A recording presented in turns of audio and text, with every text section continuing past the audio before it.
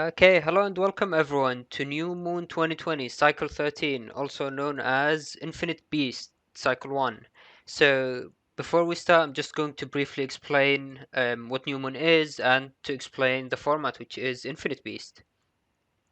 Okay, so New Moon is a weekly round robin tournament. What this means that it happens throughout the week, so each player has the opportunity to play everyone else, and we have it as public setups. So after the tournament starts, everyone can see what everyone else is playing, which is why our commentators will be going through each player's build before each match. So you can, as a reminder, you can sign up for next week for Infinite Beast as well. So let me just. Okay, yeah, so we have the sign up information on the screen now. So all you need to do is head to the N1GP Discord and use exclamation mark new moon, and that will give you the sign up sheet. Make sure if you want to sign up for next week, you have until 10 p.m. PST today. So there isn't much time to sign up, so um, make sure to do it as soon as possible. Okay, so going to be joining on commentary is Symes and Eurasia. Hello, guys. Yeah, hey. Infinite Beast! I'm ready for this. Alright, well, let's jump right into the first match. First match of Infinite Power. I'm not even sure if we're going to be able to handle this. Yeah, we've got a playerzero versus Buster Cannon. Looks like two Falsers are going to be going head to head right here. playerzero and Buster Cannon. Oh boy. Yeah, so the thing to note about these Beast Out forms is Falzar Beast will have the permanent Omni shoes, Air shoes, and Float shoes, and they can't even be uninstalled. And Gregor has the permanent super armor, which the same with the Falzer shoes, can't even be uninstalled. Honestly, it sounds like Falsar's the better deal, since Air shoes and Float shoes is a larger Navi customized piece. Yeah, but super armor is also pretty important, and Gregor can have things now like a permanent erase beast for. Oh, that is true. Infinite erase beast. Oh, that's gonna be fun. Zero. Yeah, for now we see a playerzero with this M code folder and a meteor knuckle against Buster Cannon, looking like he's running a mix of a V and Z, along with the Bug Death Thunder. I like how playerzero's folder spells what. He's gonna be a lot of fun. And Yeah, we also see the two T code SP Navis in playerzero's folder, the Tomahawk Man and Tengu Man. So that Tomahawk, they're mostly for against Gregor, but the Tomahawk Man will also hit Tengu Cross very hard. So we'll see if that comes into play. it's always a lot of fun when you forget that Tomahawk Man is sword and grass. So it's one of the few Navi chips that works against both versions. Yeah, I think him and Element Man are really the only ones. That makes sense. When you control all four elements, you have a lot of coverage. Yeah, so we also see the Element Man asterisk in both folders, as we do with most folders. For playerzero, we also see two element traps, which is interesting. We also see the Super Vulcan in both players' folders, because in this format, a Super Vulcan is always powered up since you're always in Beast Out. Yes, when you're in Beast Out, all non-dimming normal chips get a plus 30 buff, and that makes Super Vulcan a normally 200 damage chip into 500 damage, like automatically. Yeah, we also see them both having the attack plus 30, so if that's used with the Super Vulcan, that would then power it up to 800 damage, so... Oh my gosh, that is too much power. Yeah, so with that, I think we can get right into the match here. Alright. I would say Jack and Mega Man execute, but if it's Infinite Beast, that's probably just him going on a rampage. And it looks like we're seeing this from Player Zero's point of view. Yes, and we see he already has 2 element traps. Element trap on grass panel, if activated by a fire chip, is not a good situation. No, we do see Buster Cannon with the first barrier though, but I think in this format, a first barrier will be very easy to take out, especially since Player Zero has attack max in his Navi cost. That first barrier will not last long. And the Feather Buster has so much range, it is really easy to aim at.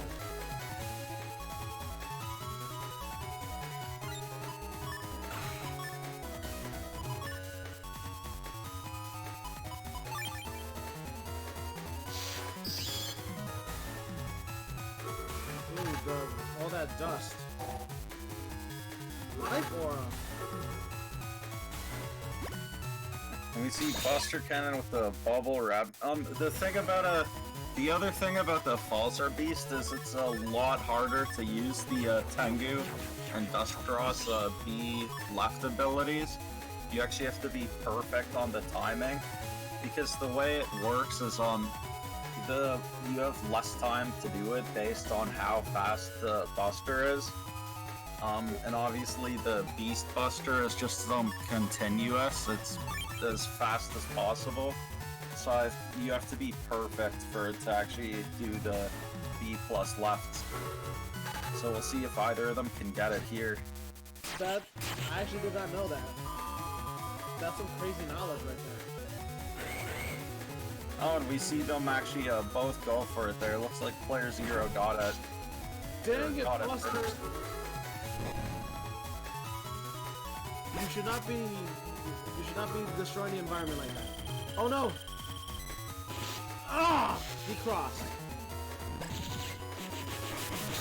Oh wow, he dodged the machine gun with his beast charge. Yes, Dust Beast Beast Charge actually takes him off the field technically. So he cannot be targeted or hit by anything. Yeah, and we see a Buster Cannon using it just in time to avoid that machine gun. That was a very nice play. It looks like now Player Zero is gonna go into Tomahawk Cross with the double point Risky Honey and B Banish combo. We'll see if he manages to land it here.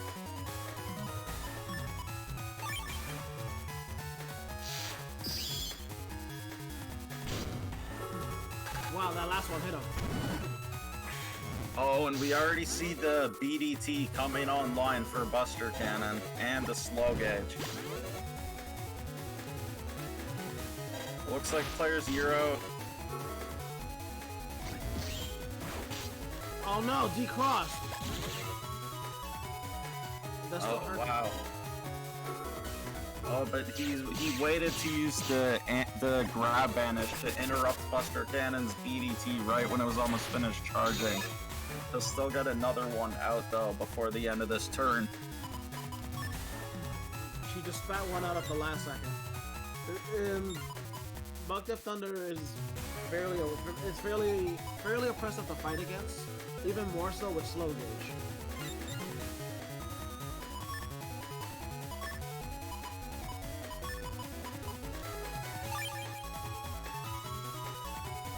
Yeah, and Player Zero's already now lost his Tomahawk Cross from that Element Man, so he no longer has access to Status Guard to deal with to avoid being stunned by the BDTs. The HP is still looking pretty close though. Player Zero did get some good damage that last turn from the Risky Honey. Although so far Player Zero has lost 2 crosses already. Yeah, whereas we see Buster Cannon still has his Dust Cross.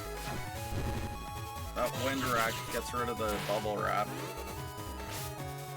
Oh, he just barely missed that. Alright, Bug Death Thunder will fly off the field if it has no target.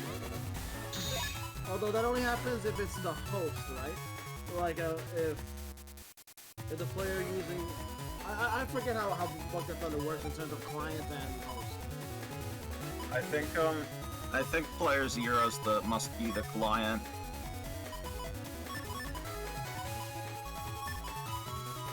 Yeah, so that's a very specific interaction. So there is actually a couple minor differences between the host and client. And one of them is if you're invisible and you're the client, BDT will just go off the field. But if you're the host, instead of going off the end of the field. Oh, we see Sorry, I'm still hyped up by that dodge you did. Oh no. Oh no, the Bubble Star's Super Vulcan combo, and that takes the... Oh, and it looks like we must have had a desync at some point in the set, because we see...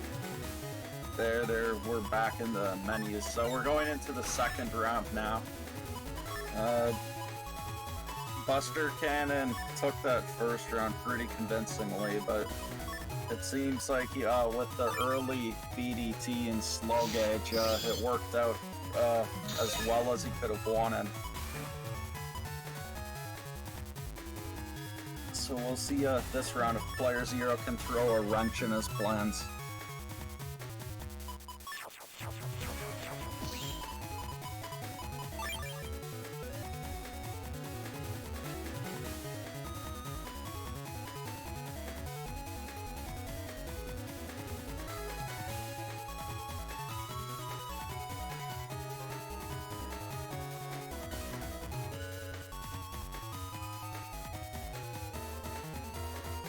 See, for what it looks like, Dustcross will be the prime cross to use at the beginning.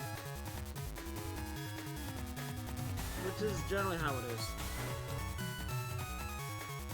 Yeah, we see a lot of falsers take advantage of that Dust Chute at the beginning of the game to help cycle through their folder faster, send chips to the back to use at the end of the battle. Sanctuary. A Sanctuary. So I don't actually like Sanctuary that much in this format, because the thing about you have permanent access, like you could go Dust Beast to break the Sanctuary as Falser, or if you're Gregor you could go Elect Beast to break the Sanctuary.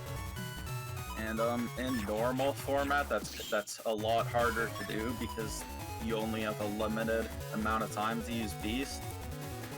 But in obviously here you have permanent beasts, so you just need to be able to keep the crosses. So we'll probably see Player Zero chip charge that invisible to destroy the Sanctuary for Buster Cannon.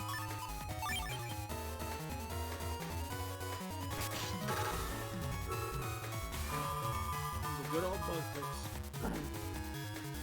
Not go wrong with that. We again see the early... Yeah, we see Player Zero's chip charging that invis.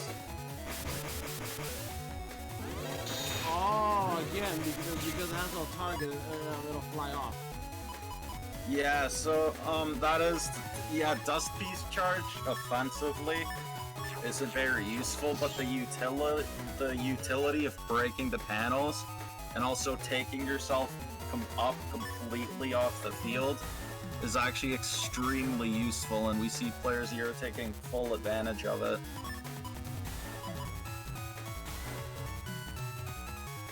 Funny how useful it actually is.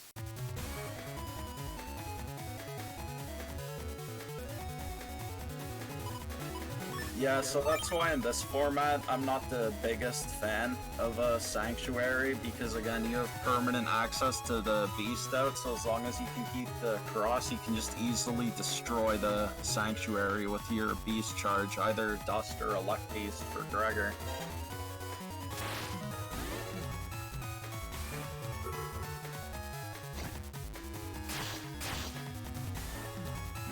Oh, he could use it now. So we see with Element Trap.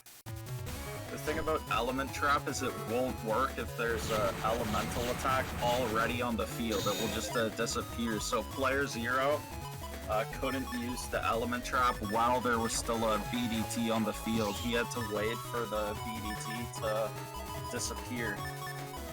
Ooh, and we see now he's going for the Super Vulcan. Yeah, it's one of those fail safes that the game puts in. Or I'm guessing a restriction. They can't just use it all crazy like that. Yo, slow down there, buddy. Ah! Oh, wait, ow. There you go, got him! Time to get erased.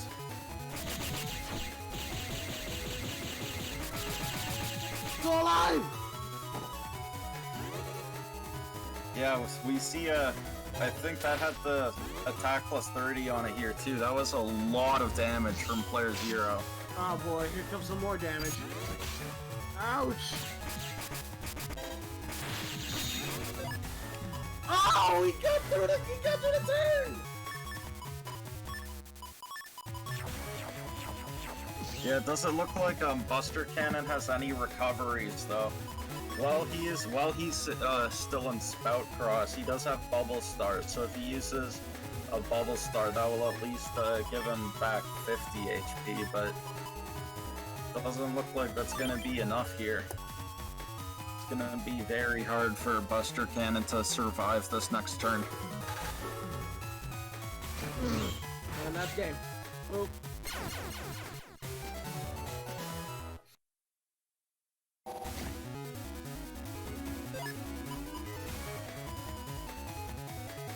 Oh, and we see here the first turn Super Vulcan combo, the Super Vulcan White Pill attack plus 30. It doesn't look like he's gonna go for it here though.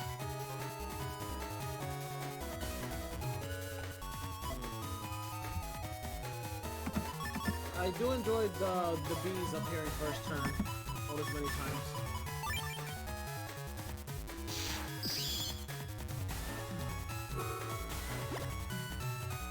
Yo, that bubble wrap.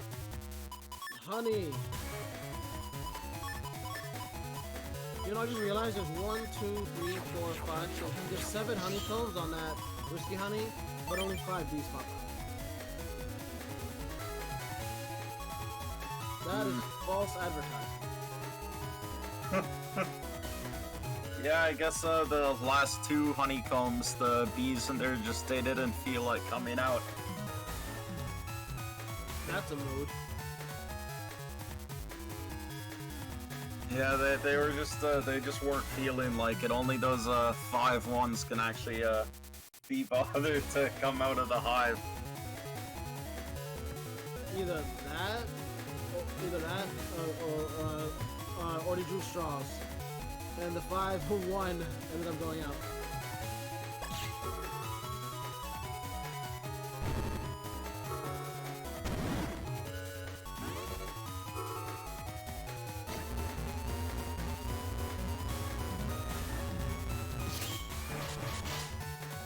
Would you kindly get this? Take a Nabi check.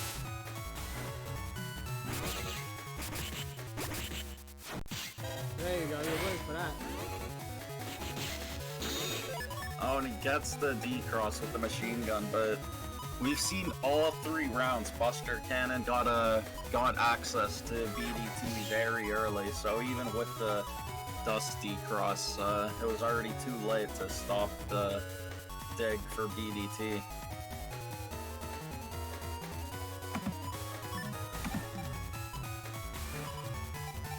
We do see here, looking at his setup though, that Buster Cannon doesn't have any tag chips, and if you don't have tag chips, it actually gives your Giga chip a chance of showing up slightly earlier in the folder, so looks like that actually paid off for Buster Cannon.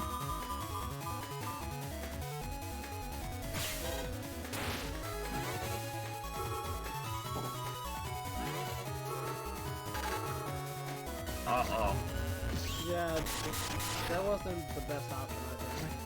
But in the heat of battle, that will happen sometimes. Oh no! Oh no, yeah. That was... Oh! And I didn't even realize Buster Cannon had a fire sword. He got it on the grass panels too. Yeah, that's such a rare chip to see, and he got that double damage on it.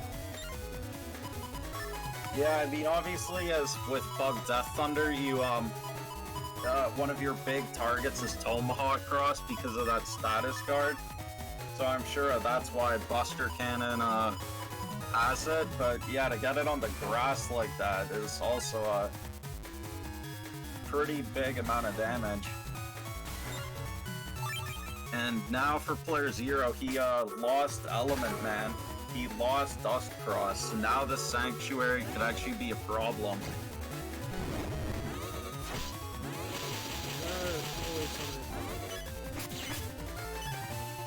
And we see a Buster Cannon now up by about 1,000 HP on the Sanctuary panels. It's gonna be hard to, to beat that when they can have damage from everything. Yeah, I mean, we saw there, for even a... Okay, so the Meteor Knuckles will break a lot of these panels, at least. It's time for player 0 and Knuckles.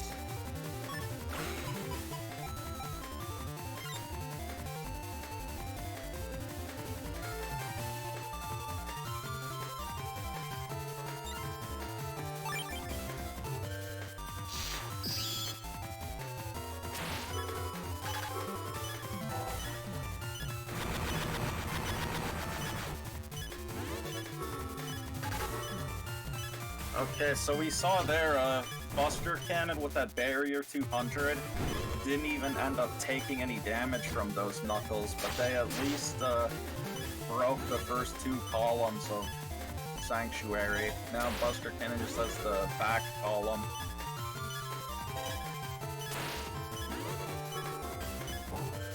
I'm gonna make him go all the way. Hold on. Wow, the left one. Oh boy, we just saw player 0 just use the Windcrack at the end of the turn. And it looks like Buster Cannon is still in mid-movement. Otherwise, I think he might have had a chance of stepping forward to avoid it, but it doesn't look like he'll be able to. And player 0 has another Windcrack anyways, so... I don't think we'll see Buster Cannon be able to keep this life aura here. It pays to be prepared.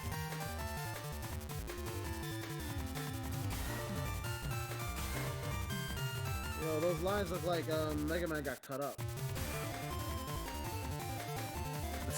Yeah.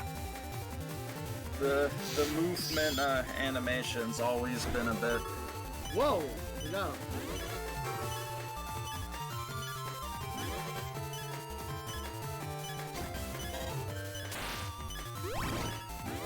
Whoa! Oh, he got him. Oh no! Oh no! Oh, that's very... Oh no! It's like everything missed for him. That's very unfortunate. It's been a real slice. Yeah, player 0 needed at least 1 or 2 of those to land. It's gonna be very hard to bring this back now. Nah, man. He's in Tomahawk, double point, risky honey, grab bag. He also, yeah, he has the Boomer also, which will remove the rest of those holy panels, and Muramasa, but with only 36 HP left against 1,000 HP. Oh, never mind. And we see here Buster Cannon also with all this defense. Oh, that must... Here, you cover that one.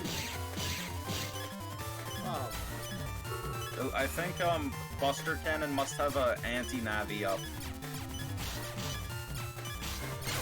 Oh! Oh, he got shot twice in that last moment. Sorry, not minute, moment. Oh man, Infinite Beast really is a strange format. Like having all that power for all that time makes you think about the way you use chips a lot more differently. Well, in some ways, being in permanent beast out actually makes you much weaker because you don't have access to all the normal cross charge shots. You have to get a charge shot. You only have to use the bug gigas. Yeah, but you have infinite access to that awesome 200 damage or more beast charge, which I don't know. Like you said, infinite erase cross. Yeah, but you have to use up. You have to sacrifice chips to use that, so it's not really infinite. I mean, would you sacrifice a Vulcan to do 220 piercing damage, or 200, or however much it is? Lock on piercing and cursor element. I don't know.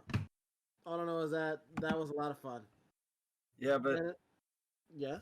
Yeah, that was. So we see a Buster Cannon take it a 2-1. Well played to both players. There's just a couple of turns there that worked out very unfortunately for player 0, and we see Buster Cannon with that BDT.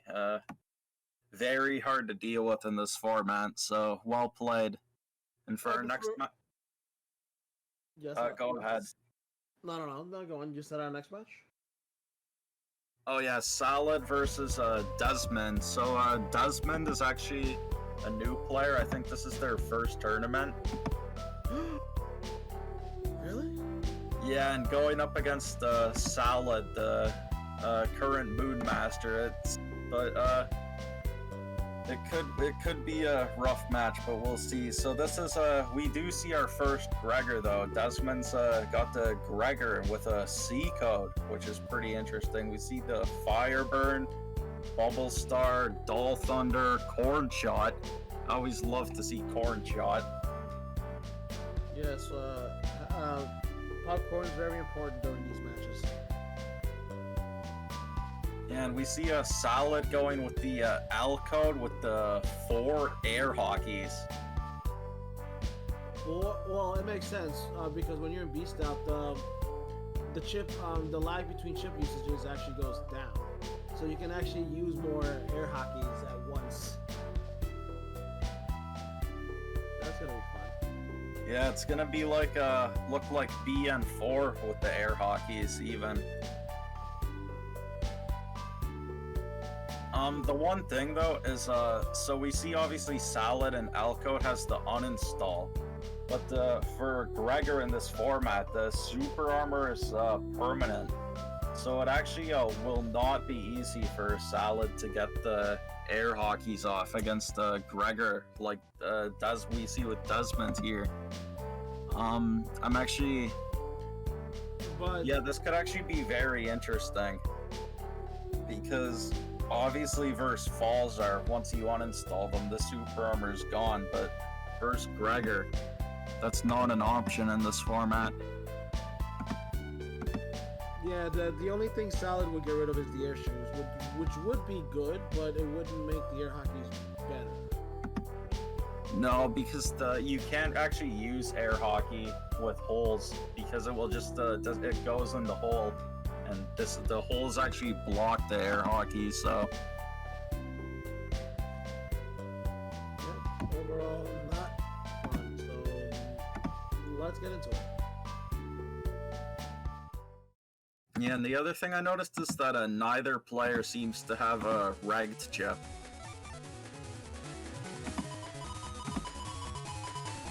So that's also interesting that both of them opted to not have a rag chip.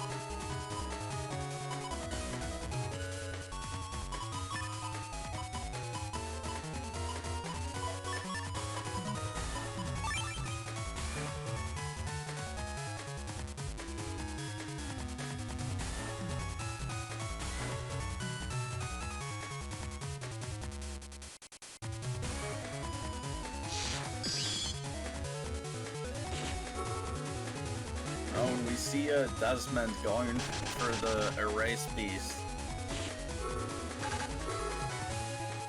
Infinite Erase Beast. Now see how this goes. Sanctuary!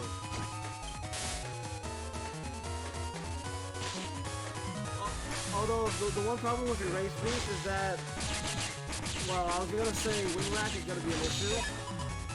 Wow, it hit them both. But that decross just yeah, that is the one thing about this format is with the unlimited access to a beast wind rack, it does mean it can be a lot harder to keep your erase from being decrossed.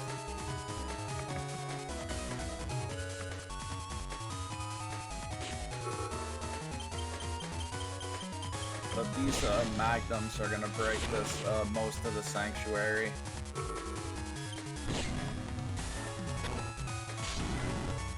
And this electric. Yeah, we're seeing here already the power of L code, and now actually, yeah, that Elect Dragon had uninstall on it. Now Desmond is trapped.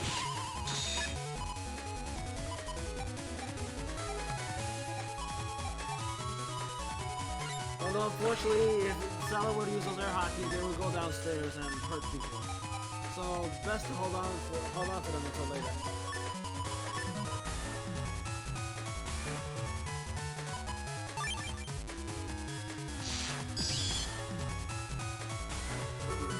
Oh, Alex!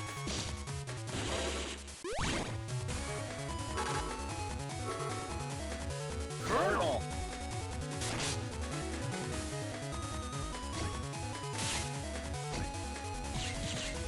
Oh no, the books! Oh, that paralysis, man. Only the first one's gonna hit though. He's too close. Whoa! I blinked. Oh, Hub Batch. That's very interesting to see in this format.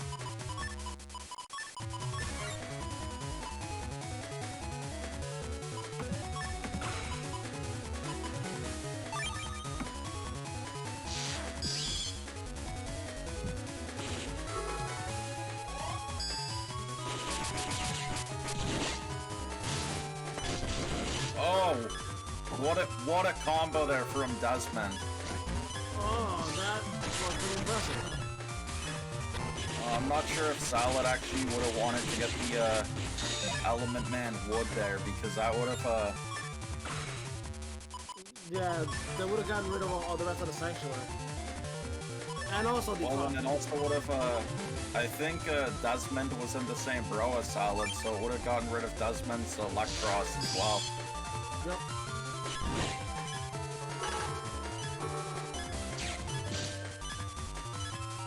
Desmond's the life aura. Watch out, Desmond! Wow, this match is going right down to the wire. Achoo! And now we see 4 air hockeys. Unless Salad manages to land this reflector, she won't be able to deal with this life aura. So yeah, we see her going into Tengu. Achoo! I swear, it always seems like he's sneezing.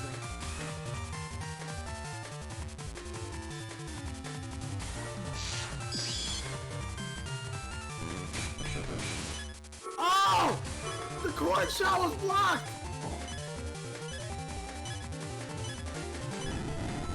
Oh no, Desmond misses the Heat Beast charge. That half damage blast man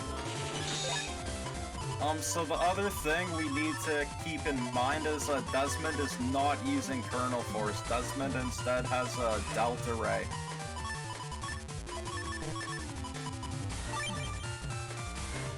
That good old Delta Rage.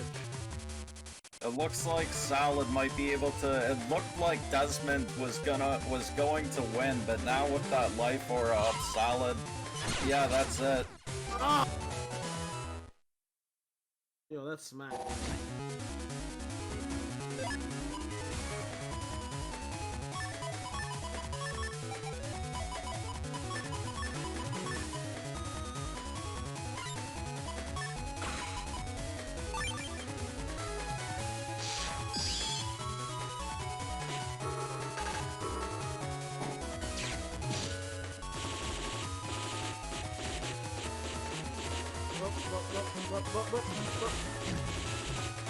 There you go. That's all. I swear that barrier's annoying to get off sometimes. Ooh, thunder. Yeah, so one thing. Yes. So the beast jump can actually make certain chips worse. And we saw that there with the bubble star. It had jumped up and used the bubble star in the top row, so Salad was able to easily avoid it by just moving down to the bottom row, because of course normally you just want to use a bubble star when you're in the center and it's much harder to dodge. Yeah, the beast jump has a predetermined area that it thinks it's optimal to use chips. And that's not always the case. Yeah, for sure. So that can actually that can definitely something to watch out for in this format.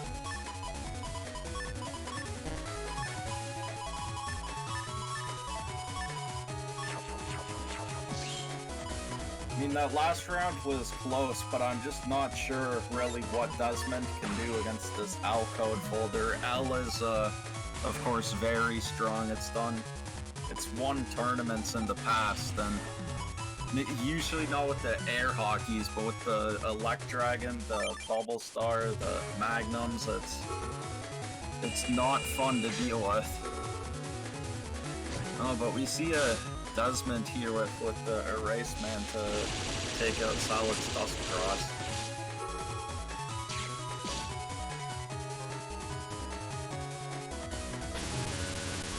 And again, Salad is able to avoid the Beast Charge. I think Desmond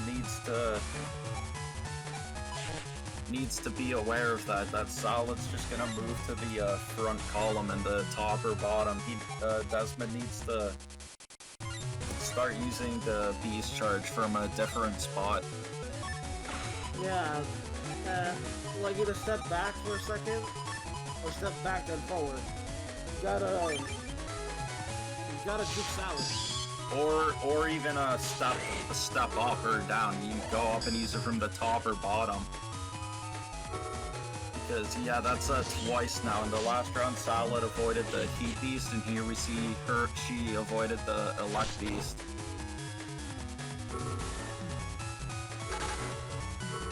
Oh! Oh! That would have been the game. Delta Ray Edge! On the Tengu Cross. That would have been it. If that's even more, it was on the center. So that was the most optimal place. The most optimal place possible. If only it wasn't for that anti-damage. Now it's gonna be very hard for Desmond. We still see they still have a slight lead here, but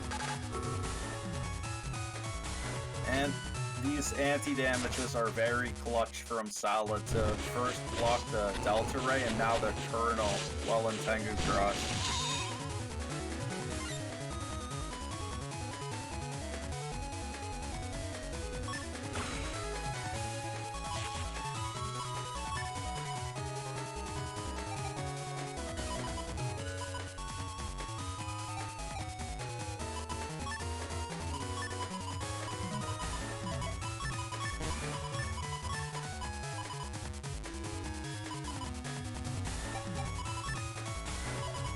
That's a tough spot to be in. Cross out.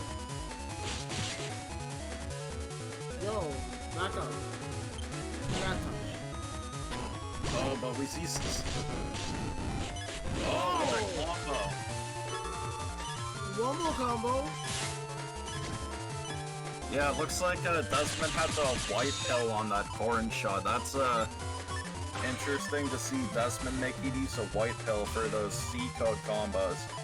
And actually, that did a lot of damage, 300 damage from that fire burn on the grass, so we actually see Salad now at a critical red HP. I love corn, just not when it's used on me.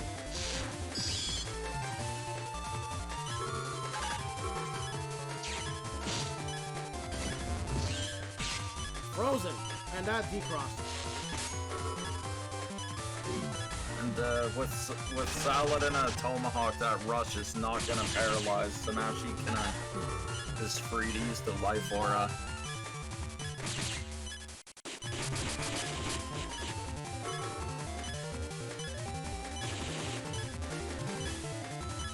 Doesn't look like Desmond has anything to deal with it this turn, no.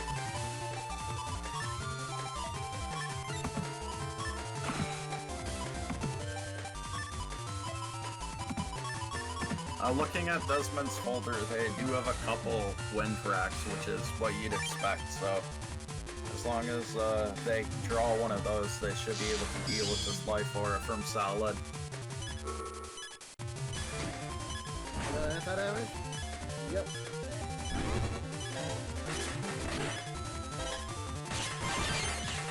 Oh, the counter hit! Wait, the chip countered. It's not often we actually see freaking ground crosses, ground cross being chip charged like that. Oh, well, not chip charged. The bonus effect from using a breaking chip, correct? No, it is a chip charge to get those rocks to fall. Oh, right, okay. So it's breaking chips get that, but normal chips get the drill. The beast charge, yeah. The for ground cross is the drill. The drill drive is actually a very strong beast charge. So, in this format, ground cross is actually a lot better, I'd say, compared to normal format. But yeah, so we see Salad take it 2-0. Actually, both rounds were close though. So considering that this was Desmond's first tournament, that was actually a very solid showing. So well played to both players. We see there I've always liked C code, and so it's always nice to see other people using C code. We saw there with those corn shot bubble fire burn combos, it can actually deal a lot of damage very quickly. Yeah, it was really nice to see a C code in this tournament. I mean, this moon format. It's not a tournament.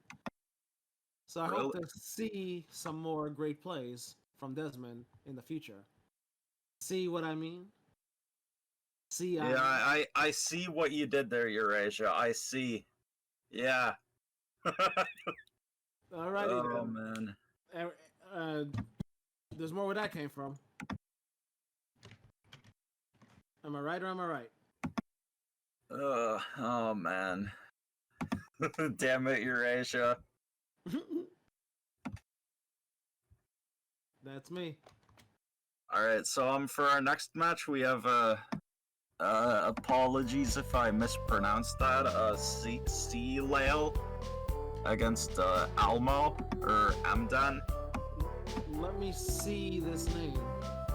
Oh my god, there's no escape from this. There is no escape, especially since they're running Meteor Knuckle. You can't escape the Knuckles, man. We actually see both players here with the Meteor Knuckles, so we'll see Duo raining down Justice.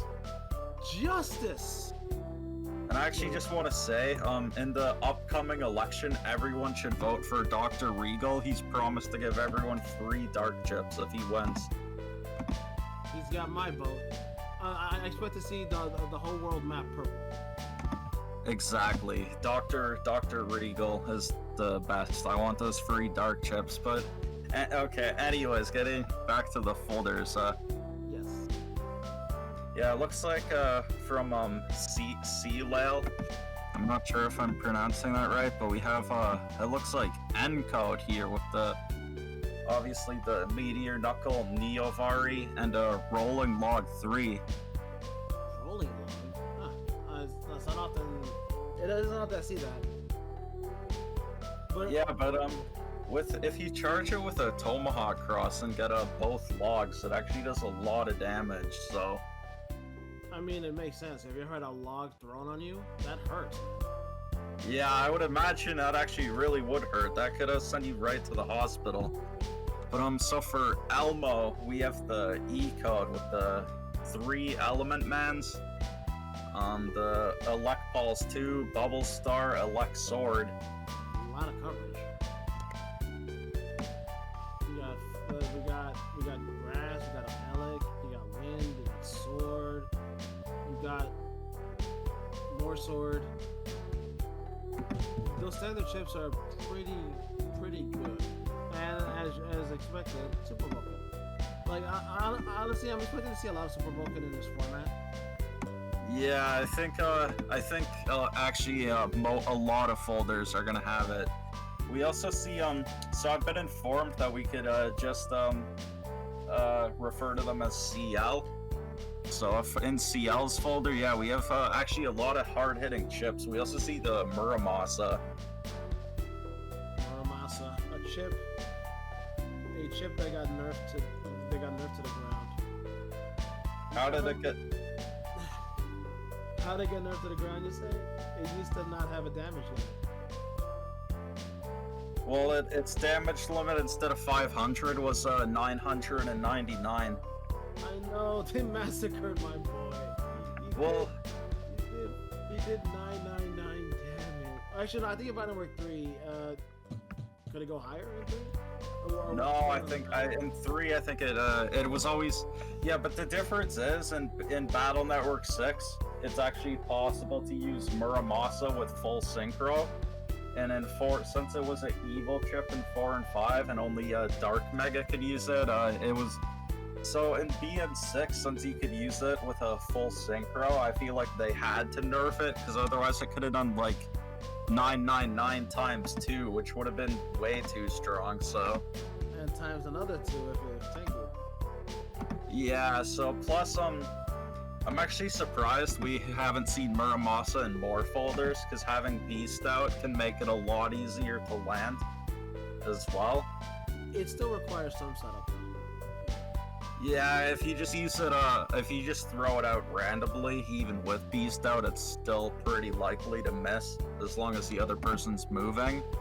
But we also see a CL here with the 2 Timpanis, which is very interesting. You don't see that too often in a BN6. So I think with that, we can get right into this match. Yes, let's do it.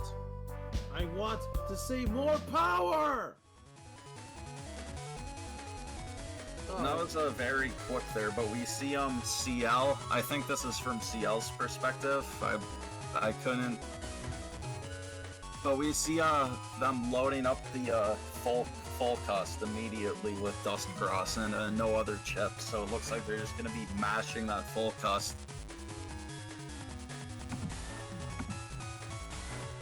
Is that how it's gonna be? Yeah, I think that's how it's gonna be. Or gonna see? Oh, he still managed to pull off area grab.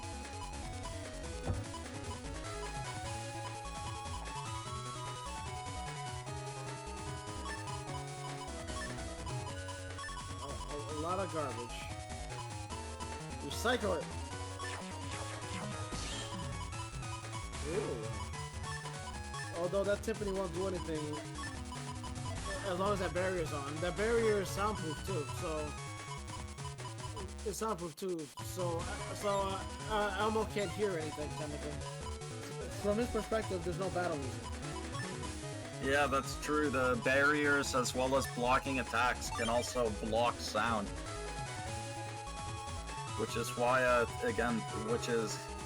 the Timpani will not work through the barrier, and they even block rush.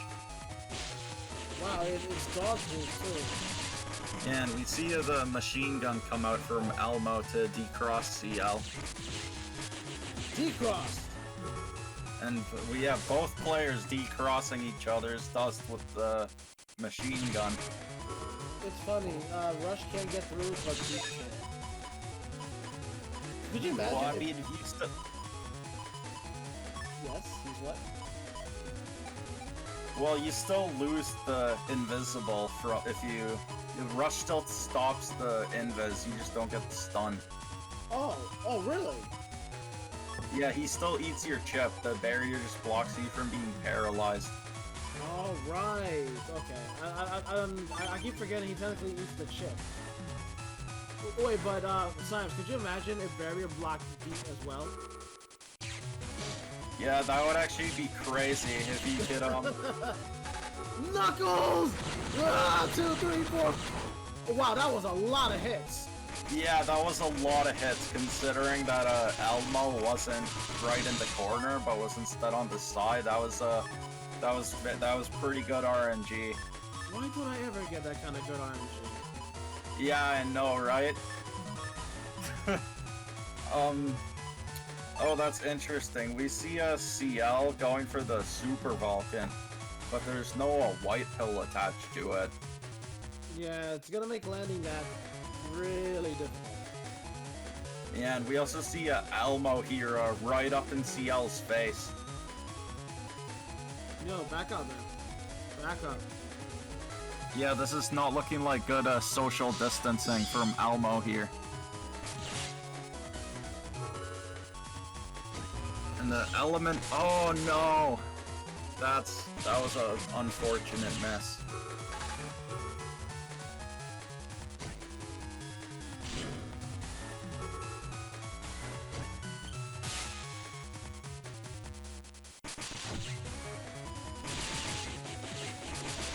He ran into the lava. Yeah, but we now see Elmo down already at just 400 HP. Even with this area advantage, Elmo is still at a major HP disadvantage. It just goes to show, even if you have the area, you need to What is this TFC chant? Oh my... What? That TFC chant, I don't even know everything that was used there. That was one of the biggest TFC chains I've ever seen. No you, no you, no you, no you, and it, no you. And it finally ends with the meteor knuckle from Elmo. Wow, that was insane. We need a clip of that. That was an insane TFC chain. And we see here that also brought the HP back a lot closer. That was a lot of thrown away stuff. And now they both TFC I am being blown away by this match right now. This is actually crazy. No! I think he moved back up, right? Yep.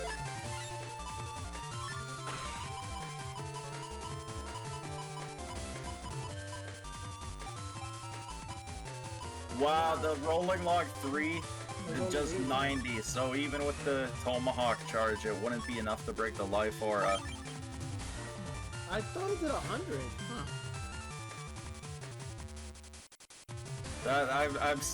I'm still not over that TFC chain into the meteor knuckle. That was insane. All right, we'll see. Oh, misses the. Look out! The Bulbasaur's gonna smooch you. I think it's still gonna hit him. Oh! Yo, those dodges, man. This match is crazy. I'm just.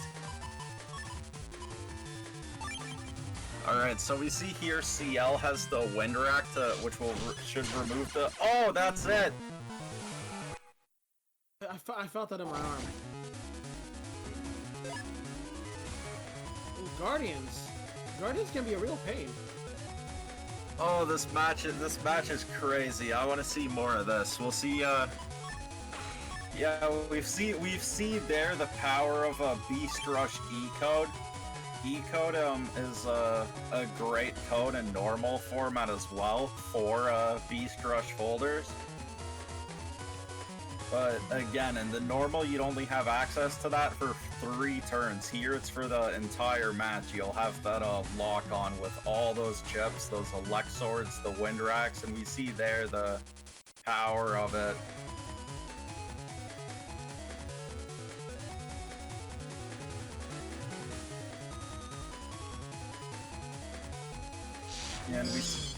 And we see here, Elmo is playing extremely well with it right now. You would not expect that from someone from Sesame Street. No, that's true. It's actually pretty cool to see a Sesame Street character here enter a EN6 tournament and do so well.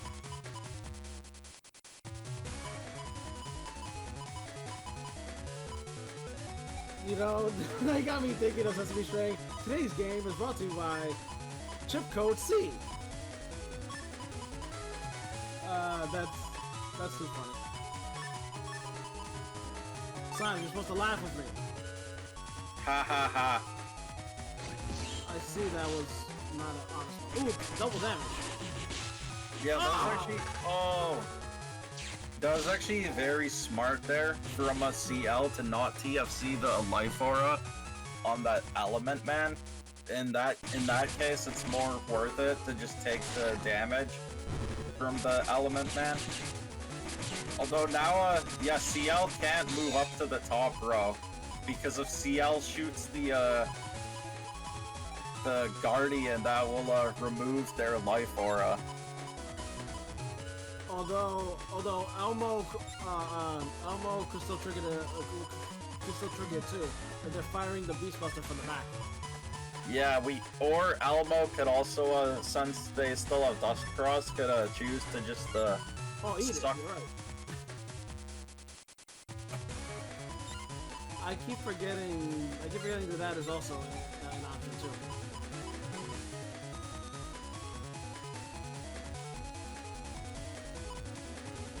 Yeah, and we just saw earlier Elmo shot the Guardian on CL's side, but had a anti-damage up, so it just removed the anti-damage.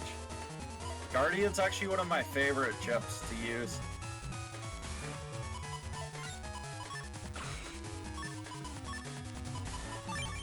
At least for the single player. In PvP, it's a lot harder to use, but it could still have potential.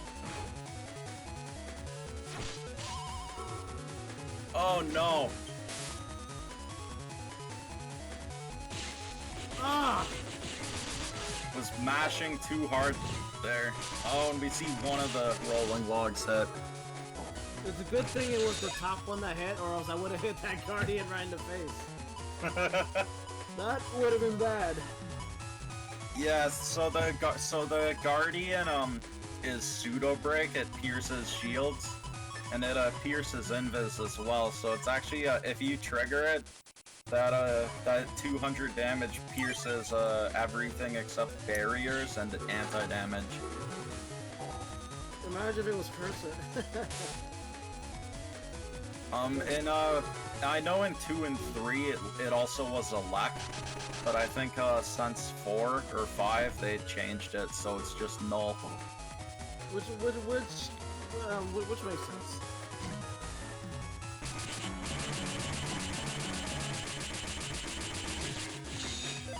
Oh no! Oh, the song ended just there. Yeah, because Elmo was invisible, so CL had to wait for the invis to run out, and then as soon as the invis ran out, the timpani stopped tooting.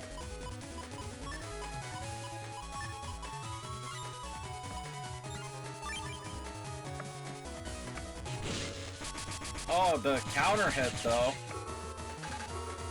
But we still see Elmo up about 700 and 740 HP. We'll see if CL has any way of bringing this back.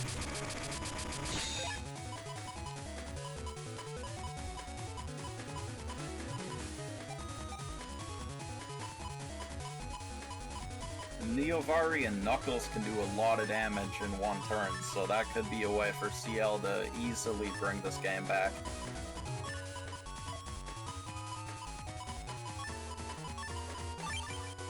Oh, but opting for a fast gauge instead of the Knuckles, that's interesting. I mean, if you had the option, what are you gonna do? Go fast or punch? Punch. There you go. That's the only good option. Oh, no! Oh, the blocking the Timpani, that's very unfortunate there for... And dodges the... They're not on the field! There's no target! No! Whoa! That was an accident! Come on, God! Or Guardian? No, the Guardian doesn't care. If you shoot it, you get punished. 200 damage. Boom. Jeez, man. This is not looking good. That Guardian just really tipped things. Yeah. And most of the time on the Guardian fields, especially in Falzer matches, you just see it get sucked up by Dustcross, so it's actually nice to see the Guardian actually do something.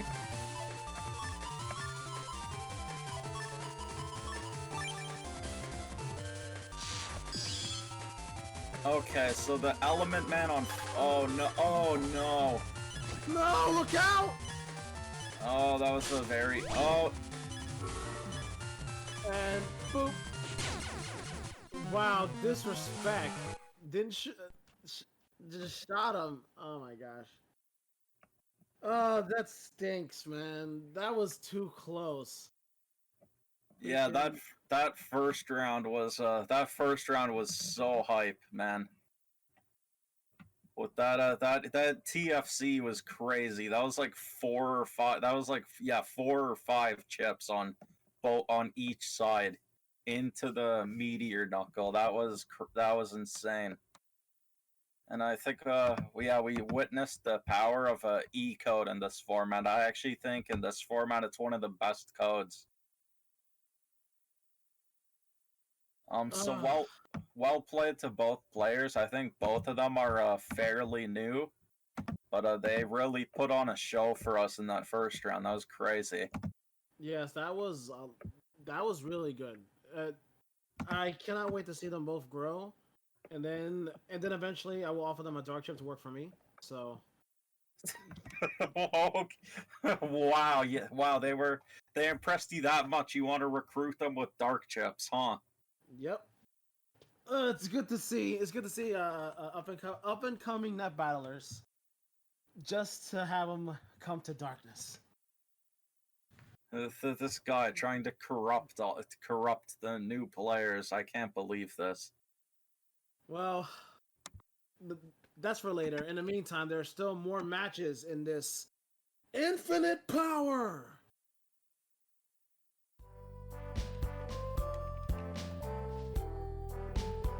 Yeah, so I guess that's Although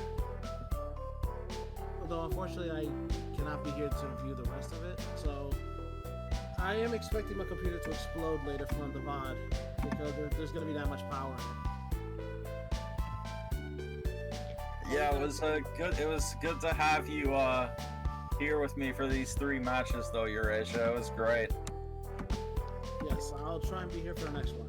All you guys, stay infinitely powered with Beast. Yeah, and always remember to take your dark chips. Nom nom nom. Later, guys. Alright, thank you for joining on commentary, Asia. That was a lot of fun to watch through. But yeah, so I'm going to be joining with Symes for the rest of the stream. Yeah, that last match especially was insane, but Yeah. I guess we'll see what the rest of these matches have in store for us. Though it actually, I see a familiar name here in this next one. Yeah, indeed. I mean, we've seen playerzero play in the stream already, so Yeah, now we see Try, and who we haven't seen yet on the stream. So if you wanted to go over her setup. yeah, so we can see the few elements from E code that we've seen before, but also be banished from M code as well. So I think Bees in this format is one of the best chips, to be honest, after Windrak maybe and Elec Pulse too, because Beast Buster is one of the easiest ways to try to get multiple hives, so you can very easily try to bait your opponent into getting it very hard by B3.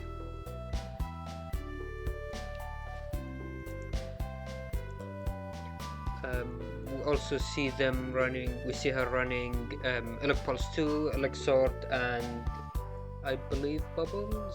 Oh no, we don't see any Bubbles, interesting, okay. But we see Element Man SP and EX.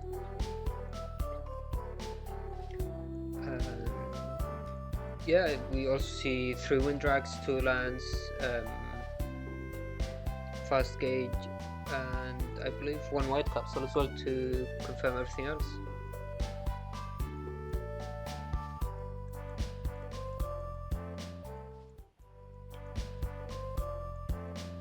But do you have anything else to add before we head into the match? Alright, Symes went to AFK for a bit, so let's head into the match and see how it goes. Okay, I think this should be good now. Yeah. So we see Prix has Element Man SP turn 1, which is very nice. We also see Grandman and Judgeman. Especially on grass panels, this can be a lot of damage coming out. And we see she's going into SoulXCross as well to take in these cubes. So for me, I was only playing 1 machine gun, even though it was in M code. I didn't really see too much risk against SoulXCross. So these cubes might be safe. Ooh, looks like Prime managed to take it straight away. Oh, and that was Element Man EX coming out doing 2x damage. And then Fast Gauge. So Fast Gauge is going to be interesting. It's going to very much set the pace for this match. Ooh, nice TFC to deal with the anti-damage as well.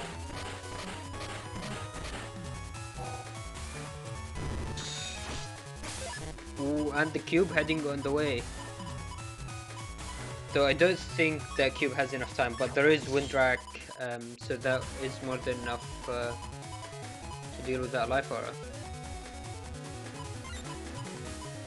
We also see Prix has B-Banish, and yeah, looks like that's the combo. Double point, ooh, or instead she's going into Tomahawk, but also taking base anomaly instead. So base anomaly can do up to 640, I believe, which is a lot of damage still.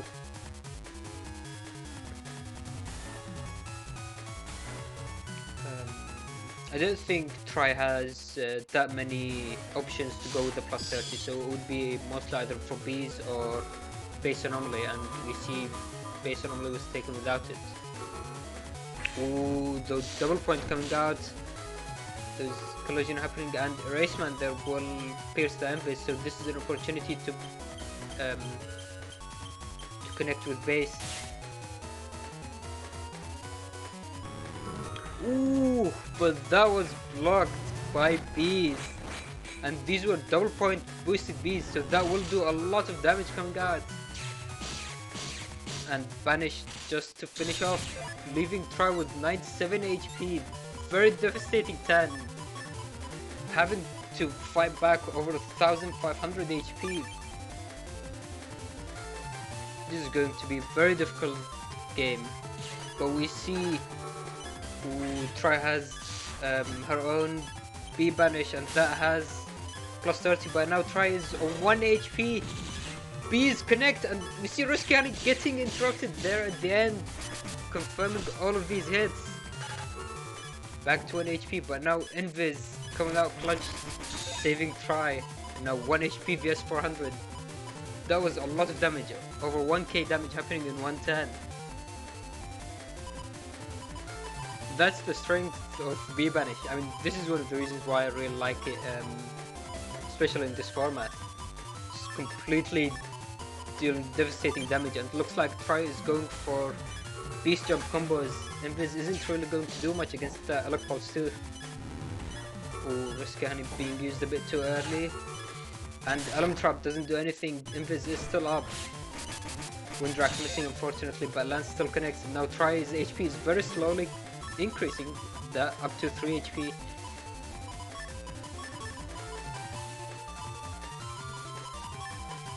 Okay, Try going with Beast Jump combos again with E-Code. Looks like these E-Code chips are really doing their job there. It's very difficult to defend against.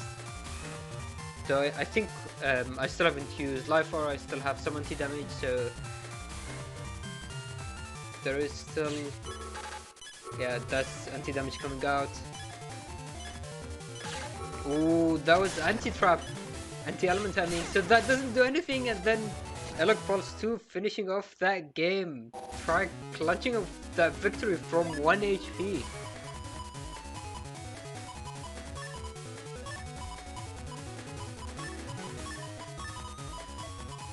Now we're heading into game 2.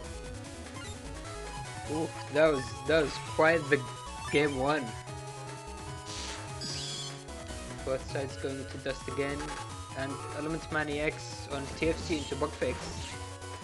But this also had a white capsule on it, so that will very easily confirm.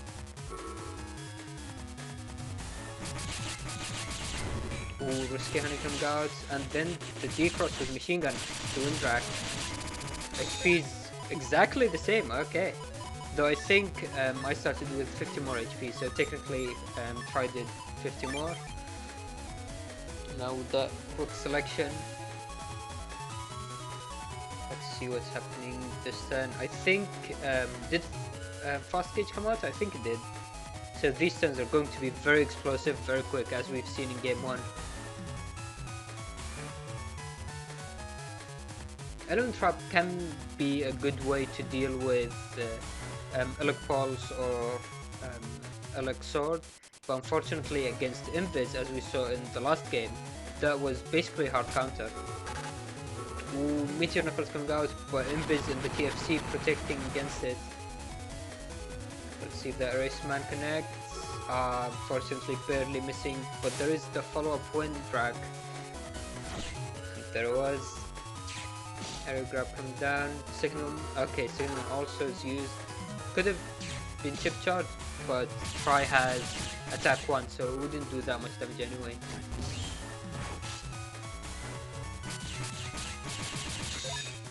Ooh. This feels like a setup for Race Man or Judge Man. But Try only has Invis, Windrak and Base, so this Windrak could deal with the anti-damage. Or I guess that could be Element Trap. We still haven't seen what that trap is. Ooh, Life Aura coming out, so that Windrak, very good selection. Let's see, and it does connect. Let's see if that's anti-damage or anti-element.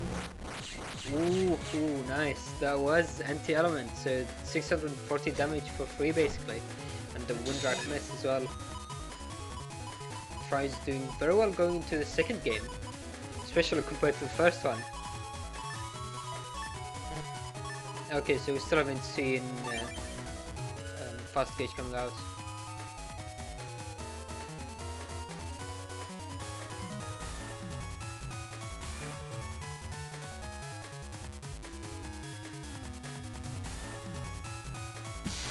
Hello? Oh yeah, welcome back, Symes.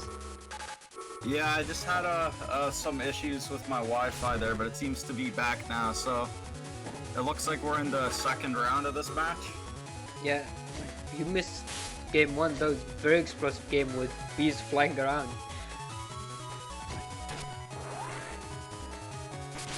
Oh yeah, that's Ooh. oh, no. we see there Yeah. the Muramasa.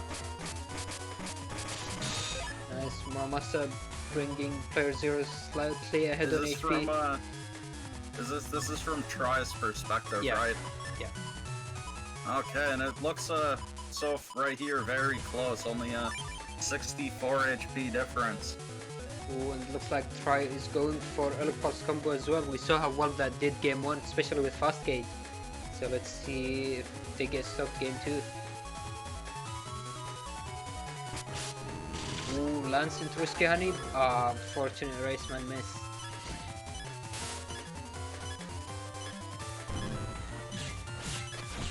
Ooh. Bamboo does Wow. connect. And it's still very close. Down to less than 70 HP difference. But now we also see the Element Man SP. If that connects, that's way more than enough to bring player 0 down to 1 HP.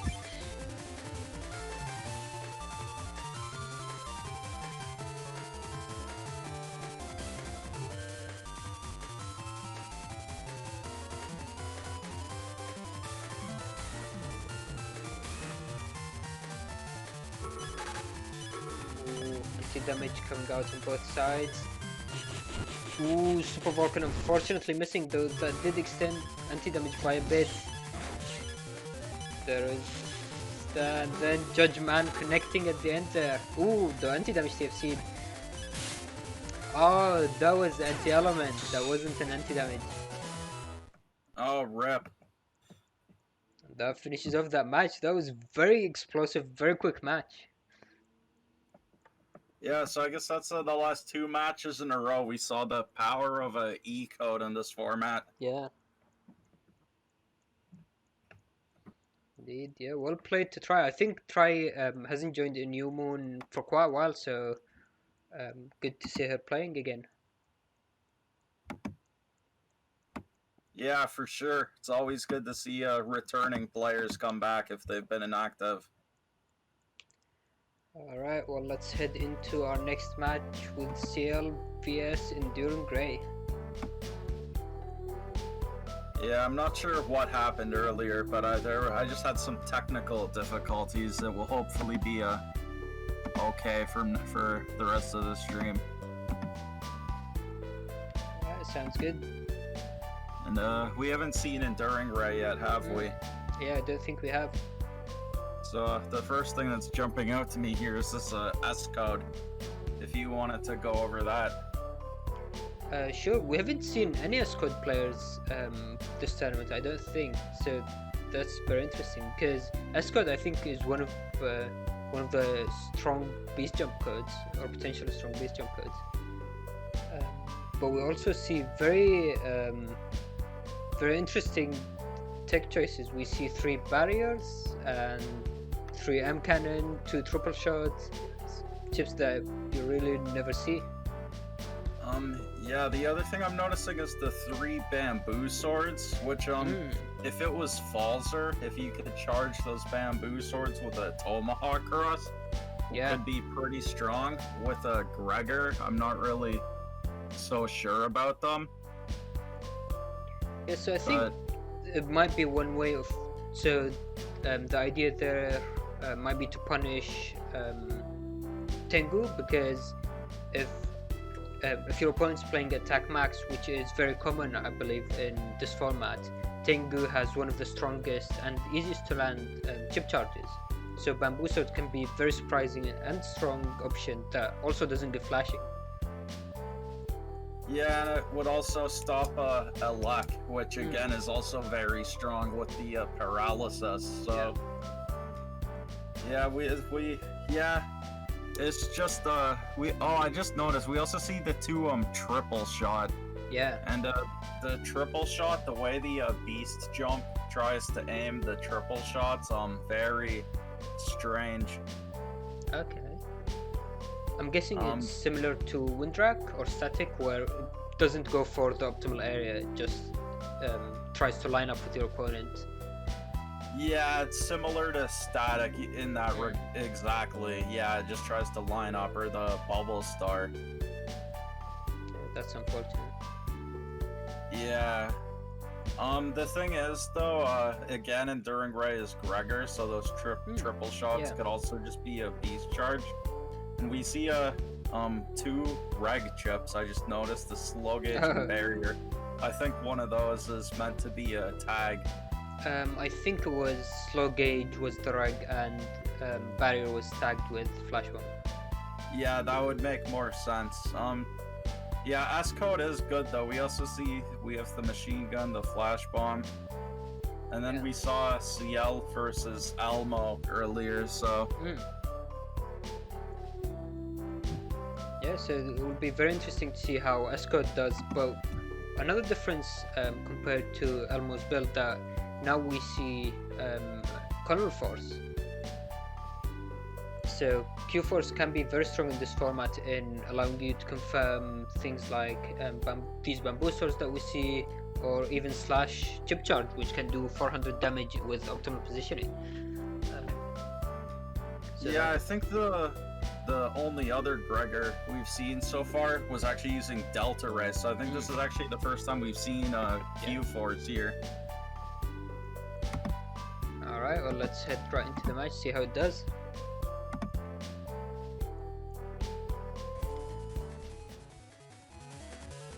Okay, so seeing this from Cielael's point of view, and we see that full cost and fast gauge in the starting hand. Enduring Grade does play one slow gauge, so depending on who uses their cost first, that will decide which one we end with. I guess, yeah, it looks like both of them only have one gauge, so that'll actually be very interesting.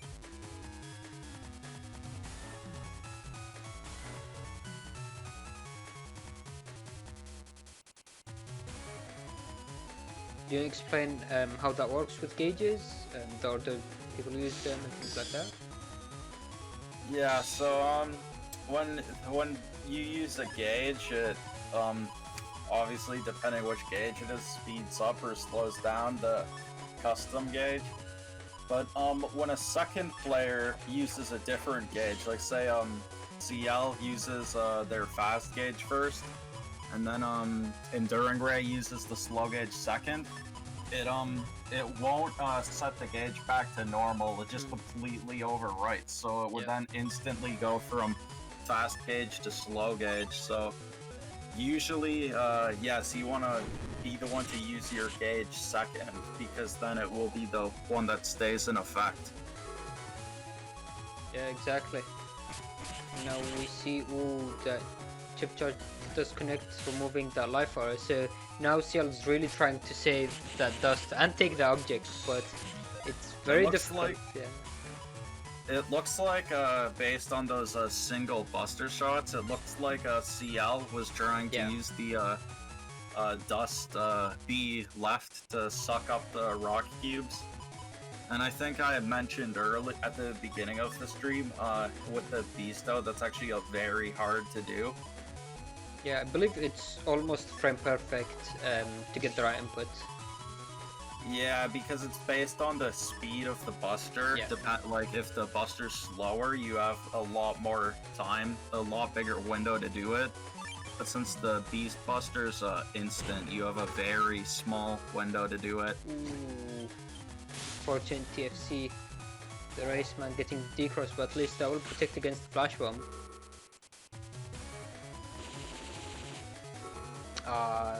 Timpani fortunately doesn't do anything there, but these machine guns get few hits, and Judgment connecting, nice. Cielael does have attack max, so that can still do decent damage. Ooh, see that M cannon missing. Yeah, that beast jump on the M cannon was also and here we see the Lexor Neovari Meteor Knuckle, the end code turn. I actually was thinking that Neovari isn't as good in this format because you don't because Beast Jump trying to go for the double life sword is more difficult to connect. But it looks like, ooh, and the counter hit! Though unfortunately missing Dex. I was, instead of going for the double life sword, it would be a lot easier in this format to go for the that cross slash instead. But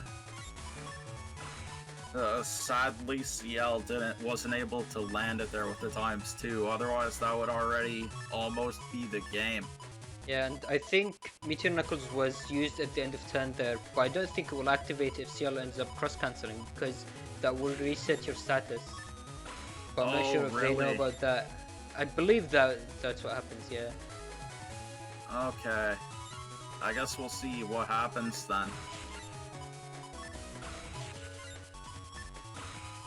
Yeah, that turn definitely didn't work out as well for Cielael as it could have. We do see Cielael going for the Wind Rack though to try and clear out this Erase Beast.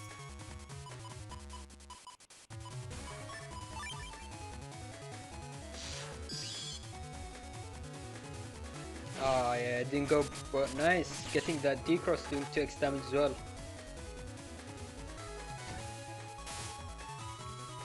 TFCing anti-damage on Judgment. We could see, and yeah, there was Q-Force.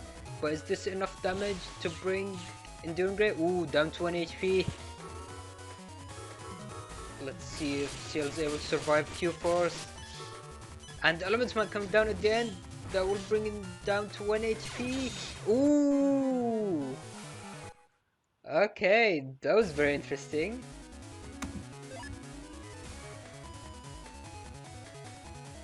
Yeah, I'm not really sure, that Element Man must have had a white pill on it. Yeah, so I think... Actually, I don't think Enduring Ray is running white pill, so the only other explanation is that that was basically frame perfect when they both hit at the same time. Well, because yeah, the Element Man should have caused flashing. Yeah. And I know for sure that Cielael does have undershirt, so. Ooh, and another Oh! counter hit, nice.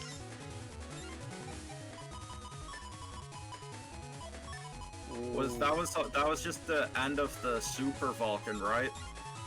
Yeah, Oh wow. I think he countered the Wind Rack. Okay, looks like cross cancel coming out, but if Cielael is able to land 2x, unfortunately going to lose that full synchro. Yeah, and that was us. Oh man, that was if that on the Spoutman SP if Cielael had gotten off the. Oh, I just saw right at the end there. It looks like Enduring Ray is about to fire a tail arrow. Ooh. And yeah, Cielael is saying in chat that they expected Enduring Ray to have defense, so they went with the air grab to bait, but unfortunately that didn't quite work.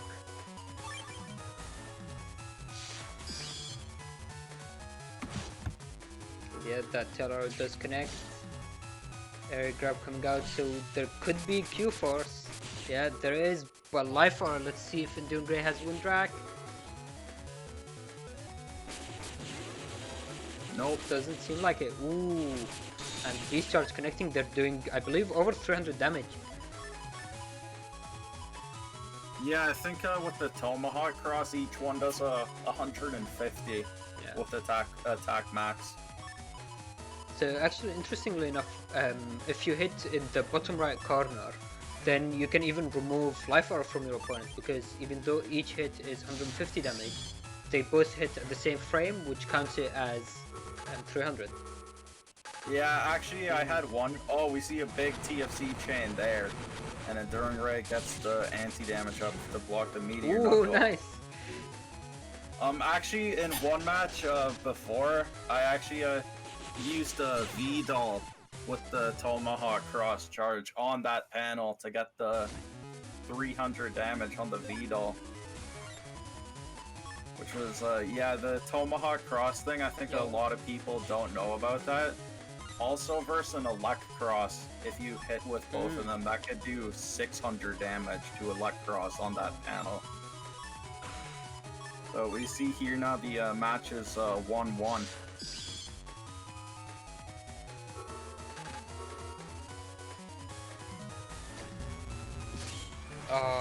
Unfortunate miss. And ooh, straight away into machine gun before that full cast. I'm not sure if that was a miss or maybe Cielael actually wanted to set up the grass panels, but I'm not sure. I don't think Cielael really has any fire chips in the folder, so. Other than that Element Man SP with the fire, so. Raceman connecting, so that will interrupt the end of machine gun, but let's see if this wind drag connects from Cielael, and it does. Nice. And then Invis there can be used to proc rush, and there is. Yeah, so I think that's actually all 3 games now we've seen Enduring Ray lose their race cross from just a wind drag, so...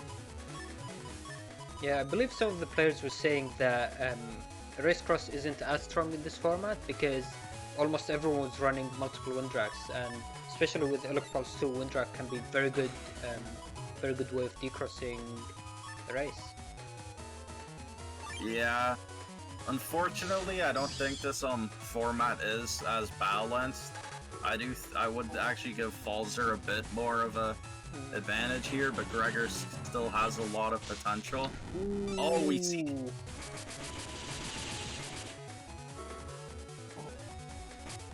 Yeah, that was really rough. So what happened there is that Heat Beast, each panel that Heat Beast hits has its own hitbox. So if you walk around between them, you can be hit multiple times, which is what we saw happen there. The first one removed life aura, and then the second one hit for the decross, doing about 400 damage, so that was really unfortunate. Yeah, the thing about heat crosses is they cause blinking, so yeah. I've never seen it with heat cross like that before. That was actually very interesting to remove both the life aura and then get another hit on the tomahawk cross. I mean, I've seen that happen before with buffered inputs and anti-damage happening. So buffering movement and then heat cross being used, so that hits on both panels. Where the second one is the one you land in, which is basically confirmed. Yeah, I've actually seen it happen a lot though with the Elect Beast charge against the Tomahawk cross. Yeah. Because Tomahawk, of course, doesn't get paralyzed by it, so they can keep moving. Ooh. Looks like Enduring Ray is going for double flash bomb. If Cielael there was trying to combo the rolling log. Ooh, nice!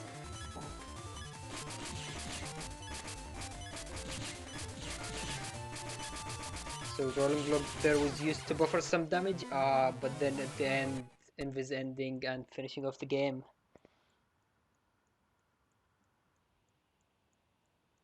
Yeah, so that was well played by both players. Both matches so far of CL have been pretty intense. Yeah. So yeah, that was a lot of fun to watch through. It was a bit unfortunate with how things played out. I think a few things had changed, like the heat cross and these flash bombs connecting at the end. That would have been a very different game. But yeah, well played both sides. Alright, heading into our next match, it's going to be playerzero vs SoulXCross. okay, so for Soul, it's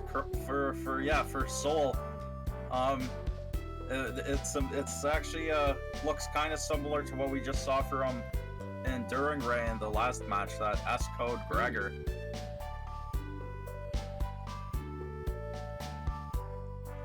Yeah, I think there are a few different splashes that Soul decided to go for, but yeah, these folds are pretty similar. Yeah, it looks like Soul is going for the Muramasa. I know that Soul's a big fan of the Muramasa, so... Yeah, I mean, though he is also a big fan of base, but he's deciding to run Q-Force instead, so... Ooh. Yeah, I mean, one of the few advantages Gregor does have in this format is in normal BN6, it's kind of easy to see when they might go for Q-Force, because the Beast is limited, so when you see them in Beast, you know there's a high chance that they're gonna go for it. But in this format, it's not telegraphed like it is in normal BN6. It can just come out at any time, and you can't really predict when they're gonna use it as much as in normal BN6. So yeah, exactly. And in this, I mean, you have more of an opportunity to try to set it up with beast charges, so you don't have to worry as much about preserving your beast turns, as you mentioned. Yeah, that's actually one of the probably the main time to use a SoulXCross in this format. Obviously, the slash beast charge is very difficult to land just using it on its own, but it does the most damage out of any beast charge in the entire game, and Kernel Force is a perfect way to set it up. Exactly. All right. Do you have anything else to add before we head into the match? Not really. It's just, yeah, they're both S code, but we see Soul instead of those bamboo swords Enduring Ray has. It looks like Soul has a Elect Pulse 1 and a Fire Burn 2. The thing about S is it actually has a lot of good chips, so it's you can't really fit them all. Yeah. So they're both S code, but it's a different S code, so we'll see how it plays out. Alright, let's head right into the match.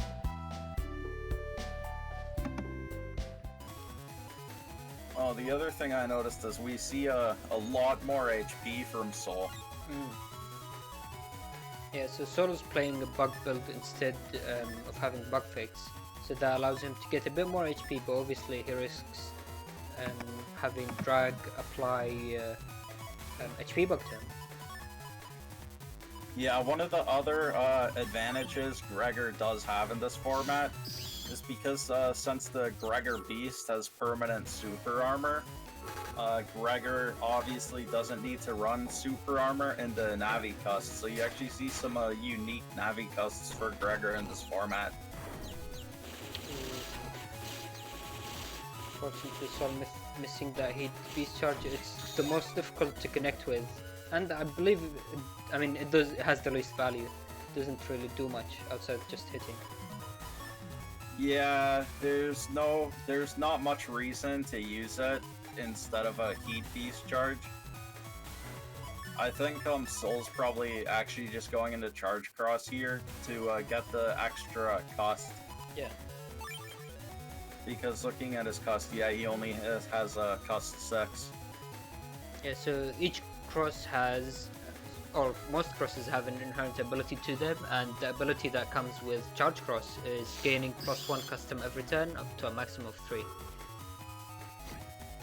Ooh, but looks like Soul's already heading into heat cross instead, trying to get advantage of that damage. Ooh, and the counter hit. Counter hit the heat beast charge in the ×2. Ooh. Oh no! And element trap No! getting That was- the D-cross. Oh my, that was almost 1,000 damage on that element trap. Oh man. I don't think I've ever seen that before with element trap. It just, oh wow. That was really devastating. There was no way for Soul to know if that was element trap or anti-damage. Obviously, ideally for him, it would have been anti-damage and would have just been gone. Oh wow, yeah, that's so unfortunate for Soul. Ooh, and B Swarm coming out, but fortunately he gets out his invis at the very end there.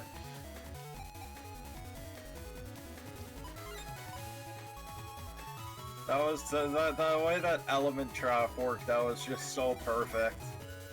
The counter, and then he triggered the thing he was weak to. That's, oh man. Yeah, that's the ideal thing you want to see out of element trap, but obviously it very rarely happens. I believe that was the first time I see that as well.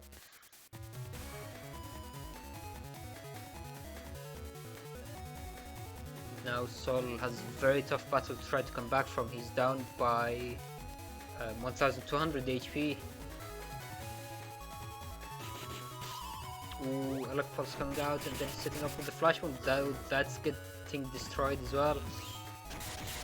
Yeah, it looks like it's pretty hard to get a flash bomb off against an attack 5 Falzer like that, because even if you throw it in the back, the Falzer Buster hits the panels above and below it. We see the lance combo there puts Soul down to 1 HP.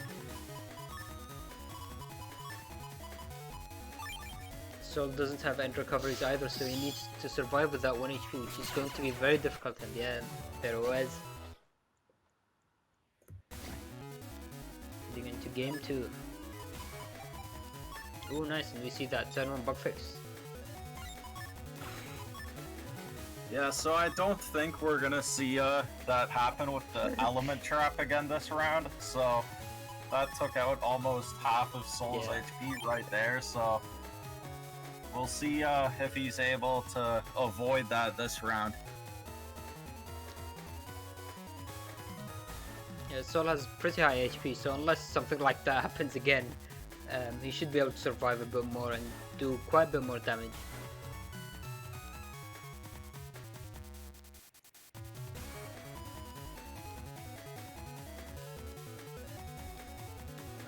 Yeah, the only other thing is when something like that happens, when something that crazy happens, it might be enough. It would be kind of tilting to have something like that happen. So we'll see if hopefully Soul manages to avoid getting tilted by that.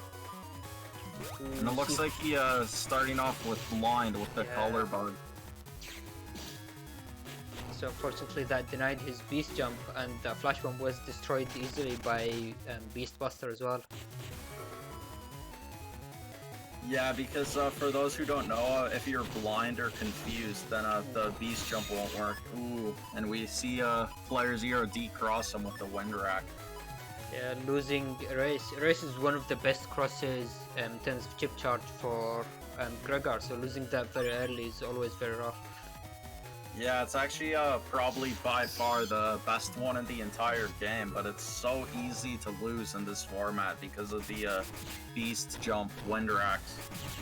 It's a lot easier to lose compared to normal BN6. And we see now he has no way to remove this life aura. Yeah, I believe he might have been charging the fire burn, was it? Fire burn 1, because he held on to that for so long and didn't use it. So I think he was trying to get that to get over 200.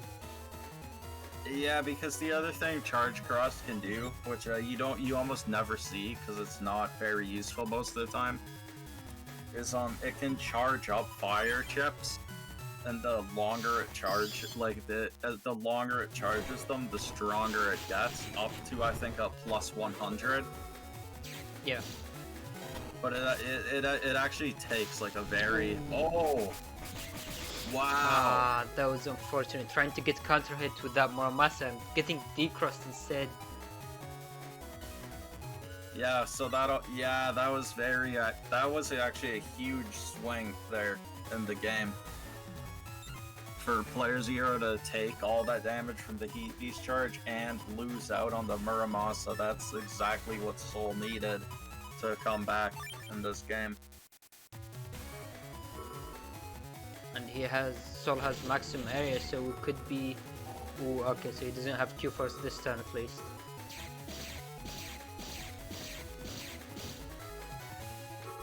And barely missing out on Element Man Fire, removing that life aura.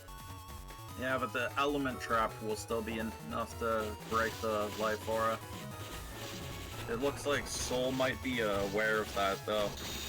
Yeah, he stopped his chip charge to use Invis early.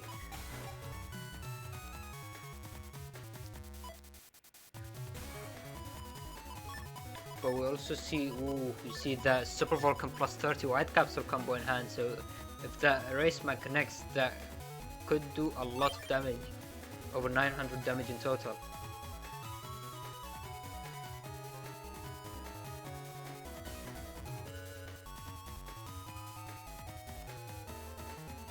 So I think in chat people are discussing if you can get green invis from color bug in Infinite Beast out, and I believe I've seen that happen once or twice already, so apparently you can.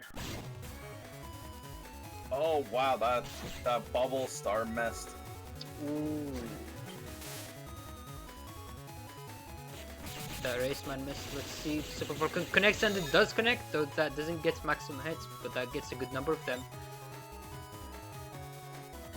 Yeah, and even if a SoulXCross cancels out of it, there's a chance he might not be able to move out of the way in time. He might just instantly get hit again. But it looks like you're gonna cancel it. I think if he holds down, then he might be clipped by one of them, but avoids the rest. So it wouldn't be worth it to stay in base and risk Soul countering with something else. Ooh. Oh wow! It looks like player 0 had the read on Soul going into Electros with the Tomahawk, man, but Soul had the defense. Otherwise, that would have been devastating. Element Trap coming out, which will deal 240 damage to Soul. Let's see if Soul has any follow-up. Ooh, Flash Bomb! That wasn't quite enough to destroy it. Is that going to be enough for game? I'm not quite sure. Down to an HP. Sure. I'm not sure. We can't. Oh. So I was gonna say, it looks like you're getting a lot of value from the element traps so far in this set. Obviously, the one in the first game, but even in that second game. Yeah. And element trap was there mostly to counter Beast Jump with Elec Pulses, but also works very well against Gregor, because they very rarely have defense up when they try to use chip charges, because they're chip charging their defense most of the time. Yeah, I mean, the thing about a normal BN6 element trap is actually Gregor can deal with it very easily with the charge tackle because you're invincible. But in obviously an Infinite Beast, Gregor no longer has access to the charge tackle. So yeah, it becomes a lot more difficult to play around the element trap.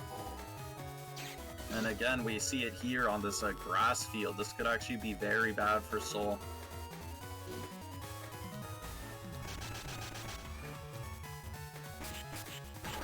Oh, I think he was...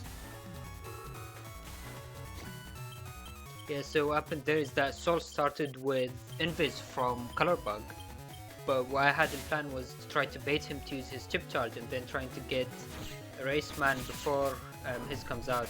Unfortunately, that didn't work out as well as intended. I love that charge beast charge just shoots a giant Gregor head. Yeah, it looks really funny just seeing the giant Gregor head fly across the field. It's too bad that it's not more useful. Yeah.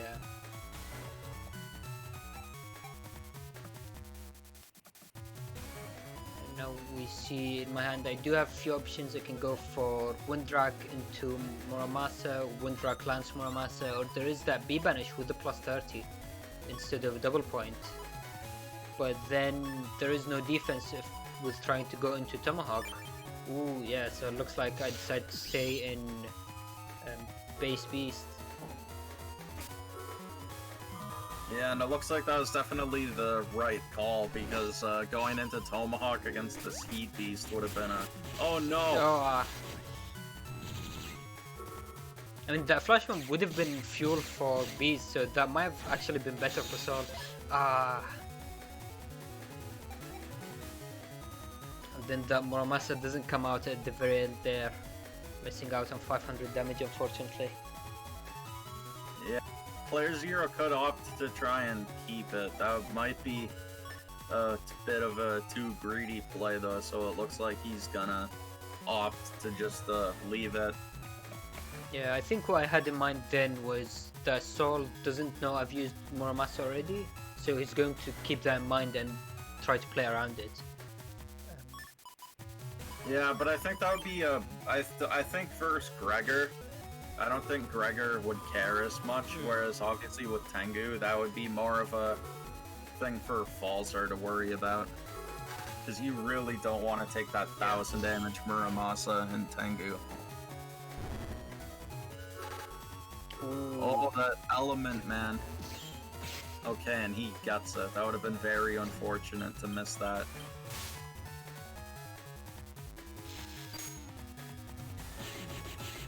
Ooh, Flash Bomb brings out, and it does connect at the very end there, giving blind, which will stop beast jumps. Oh, I'm not sure what Soul's using here. It could be a Wind Rack, it could be an Elect Pulse. I don't think we saw the text for the chip come out yet, so... I think from the beast jump positioning, it's more likely to be a wind rack. I think beast jump with Elect Pulse moves one behind that. We didn't try to. Oh yeah, find you're blankets. right, but it looks like you're gonna go for a counter with the bees.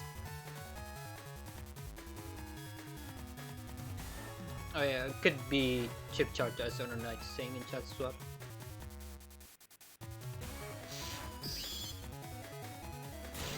And yeah, looks like that is what it was. Oh.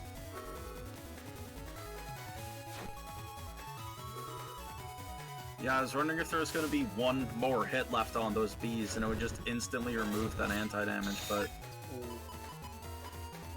Unfortunately, that lance missing there at the end. And now HPs are getting a bit low. If Q-Force comes out or this combo connects, then this could be the last turn of this match. Ooh, Invis coming out.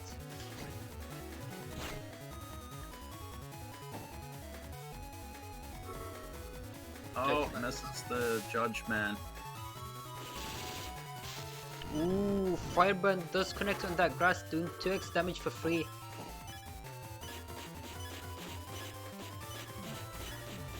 Now the element trap being used. Let's see if it does anything. Ooh, Oh, we see playerzero down to just his final 5 chips, but this Meteor Knuckle could be enough with, I think, 4 hits. Yeah, 4 hits would be the minimum, and it also has the advantage of trying to block Q-Force if that's coming out because it breaks panels. But would it be enough though? Yeah, both players still have invis. I'm not sure whose will run. Oh, And that does connect, but that flash bomb is going to trigger as well, bringing down to 1 HP. That Blastman TFC will finish off that game. That Meteor Knuckles would have been enough to finish off, I think, if we would have gotten 2 hits. oh man, wow, that was almost such a huge mistake by Soul Yeah. at the end there to use the dimming chip. I think he could have just used the Buster, and that almost cost him if he didn't have that second Blast Man. Yeah, exactly. Usually in situations like that, or when you have Q-Force up, things like that, you don't want to give your opponent the opportunity to TFC. You just want to try to finish it off as cleanly as possible. That was so close at the end there with the flash bomb, the element trap, the pulse. That was insane. What an ending. That was a great set. Yeah, well played to both sides, and let's head into our final match for the day, which is going to be Cielael vs Neryth. Ooh, okay, so this is going to be quite something to watch. Yeah, we saw Salad earlier against Desmond. Yeah. But that was so I think what Salad's folder wants to go for here is the uninstall and spam the air hockeys. And that won't work against Gregor, but against Falzar that could work. But looking at Neryth's folder, we see 5 area grabs, 5 panel grabs. That's so the maximum area you could possibly have. We also see 3 Timpani and 2 slow gauge, also 2 fast gauge and a full cast. So literally everything that controls cast. It looks like Neryth. What it looks like to me is it looks like Neryth wants to mostly go for beast charges, and the Timpanis will allow Neryth to get to land the beast charges, because the difference between Falzar and Gregor Falzar's beast charges for the other than slash actually do a lot more damage than Gregor's other beast charges other than slash. The problem is, the Gregor beast charges, especially a race, are much easier to land without any other setup, whereas the Falzar beast charges, most of them need the opponent to be set up either with a get on or we see the tympanis. Yeah, so we also see that Neryth is running element trap, anti-navi, anti-damage, and anti-recovery, but no anti-sword, so he's one chip off from getting bodyguard, which is a bit disappointing seeing the other things that Neryth is trying to go for. So this yeah, we also just see the one element man and the base Anley, and Salad actually has beat, so with only the one Navi chip and the Giga, it could be a big issue for Neryth to be able to use them against that beat. His best option would be to try to use that NTFC, because beat only activates on the first Mega or Giga chip that you use outside of time freeze chain. Or maybe even just cutting his losses and beast charging it. I guess that is an option. Though I don't think any of the beast charges do quite that much damage, even with the 2x. Yeah, but if Salad doesn't use, if Salad doesn't give Neryth the opportunity to use it in a TFC, and beat's still active, then it would actually probably be the best option at that. So, yeah, this is looking like it's gonna be a pretty crazy match. So. Oh yeah, and Cielael's pointing something in chat as well. Neryth has charge max in his Navicus, and in Infinite Beast out, charge max literally does nothing, so he just has that there for no reason.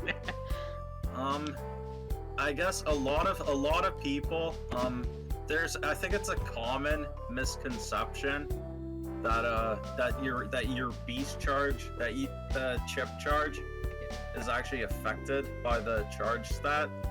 So I'm not sure if maybe that was what I'm not sure if maybe Neryth thought that the charge max would make his beast charges faster. Yeah, I'm really not sure on that. Yeah, I mean, to be honest, looking at Neryth's build, I'm not sure that much thought went into it anyway. But yeah, alright, let's head into the match and see how Salad does.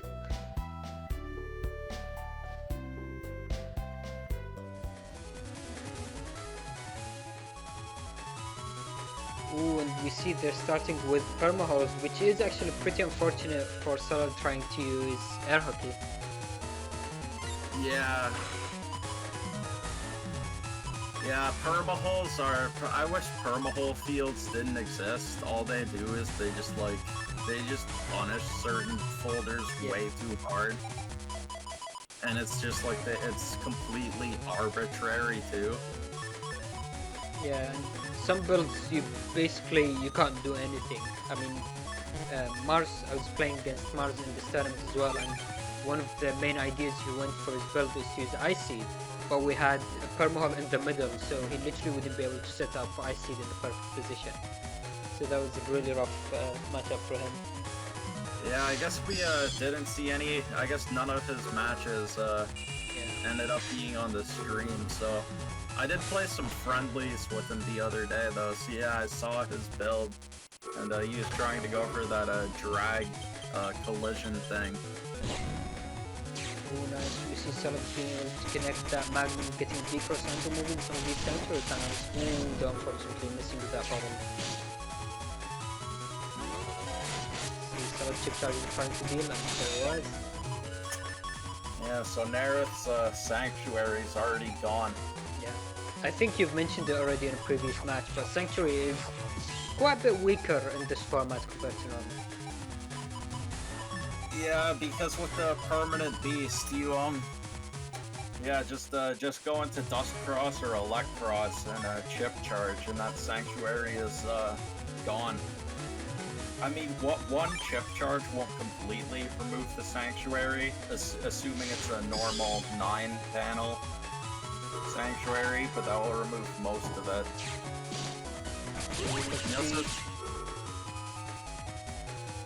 Oh wow, Salad will have no way of avoiding a Tomahawk chip charge now.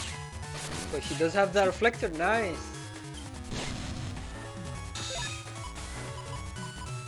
And then ending the turn with the Magnum that deals with the trap that Neryth has up.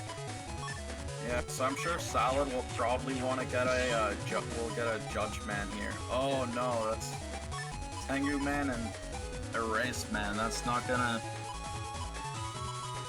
I mean, even if Neryth is able to put Timpani in the back row, he literally doesn't have any cursor chips or cursor attacks, so he can't go into a race. So there's nothing he can do against us. Salad can just use backbeat to deal with it. Yeah, that's another final grab, but let's see if that does anything really. I guess that does give him the confirmed chip charge, which is nice. There it is again. That's doing actually quite a bit of damage. 300 with one chip is very good. Yeah, but if Salad uses the Life Aura and just as we talked about earlier, that bottom panel where they both hit at the same time, as long as Salad makes sure to avoid that, then the Life Aura would completely stop this. Yeah, and Neryth doesn't have any wind racks either, so at that point he would be forced to go into Tengu and try to get the back B and hope he doesn't get decrossed.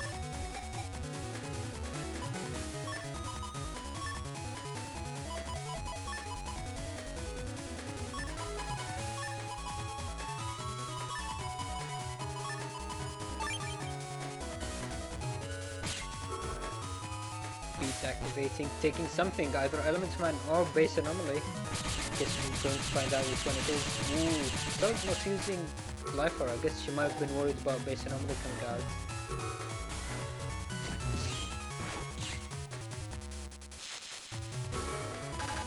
Nice, finally Judge Man coming out. And now Wood Trap. Yeah, Neryth with the accidental area grab TFC on the Judge Man.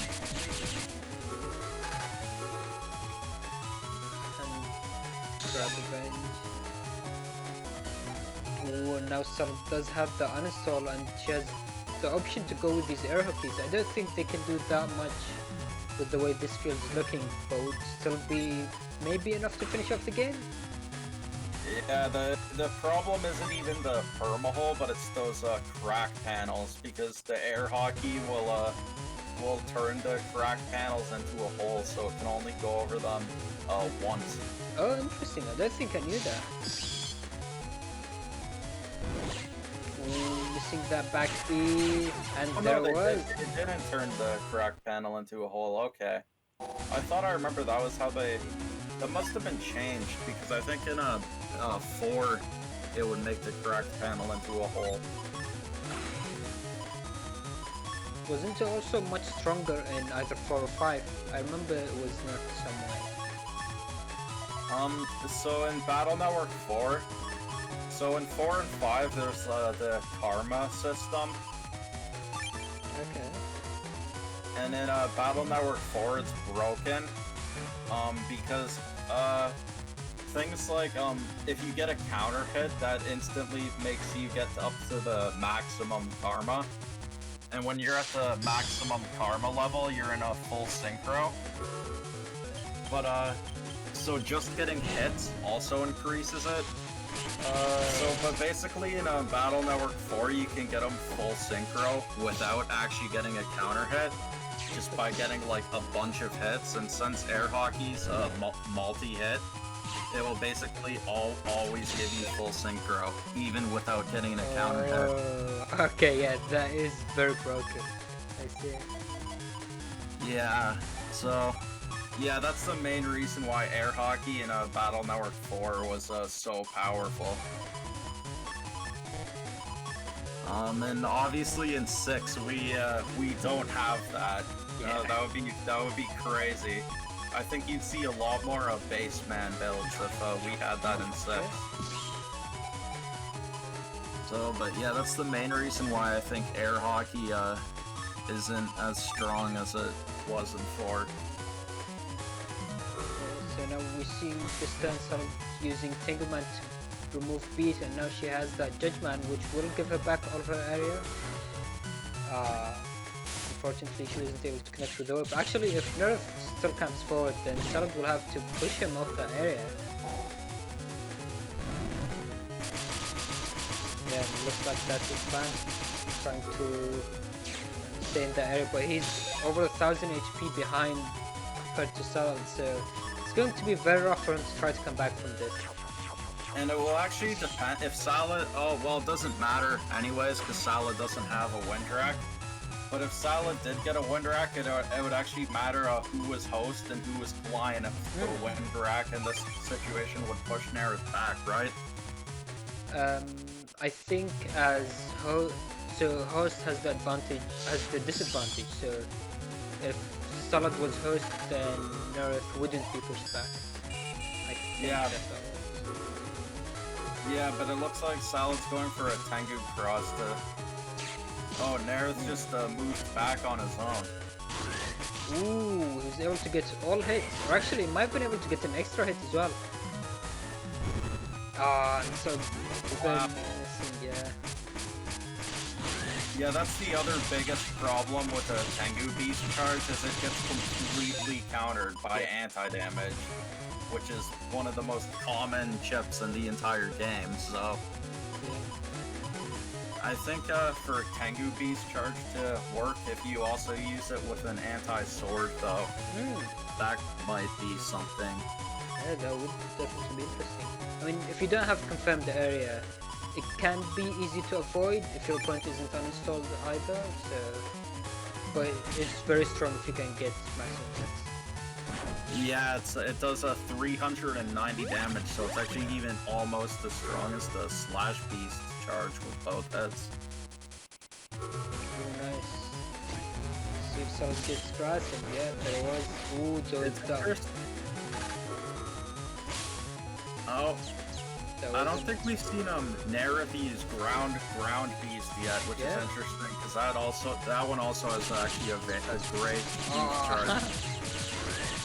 Unfortunately, Sound wasn't able to get beast jump because of that confused.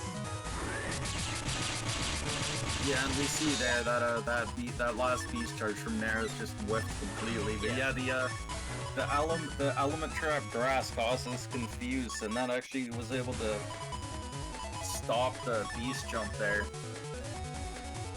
Looks like Sound's going for SoulXCross, so she might be thinking about chip charging the area grabber after confirming that bubble. Let's see if she manages to get that to connect. Beast jump! Oh wow! That had uninstall as well, so that was completely denied the folder idea that Salad wants to go for. Very unfortunate. Yeah, it would have probably been safer to go for the uninstall on it with an Elect Dragon instead of a Bubble Star. But Neryth is taking a lot of damage from these feathers and is down to just 29 HP. So yeah, though if Neryth can use that base anomaly, that actually would be the game. And he still has the trap up, so we don't really know what he has. It could be anti-navi, could be anti-damage, or anti-recovery even. Did you see if Salad brought any defense this turn? I think she had 2 anti-damages from last turn. Oh, okay. Yeah, so even if Neryth had the base anomaly, it would be pretty rough to try and land that. And that Timpani isn't going to be doing anything. Ooh, yeah, there it goes.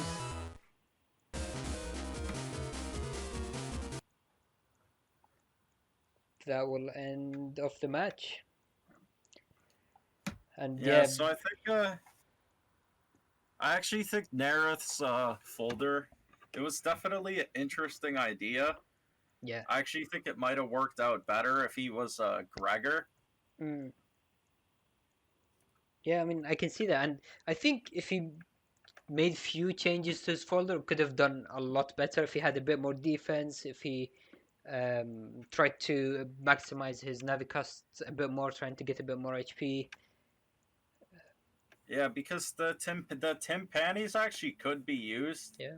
As well as the Tengu charge. It could actually work for the slash to set up the slash charge as well. But then as Gregor, you'd also obviously have the tail arrows, the Yeah. elect charge, the heat charge are all good. Well, So one of the easiest way to stop Timpani is to go into Tomahawk Cross because that gives stats guard and stats guard blocks confuse and blind, I believe.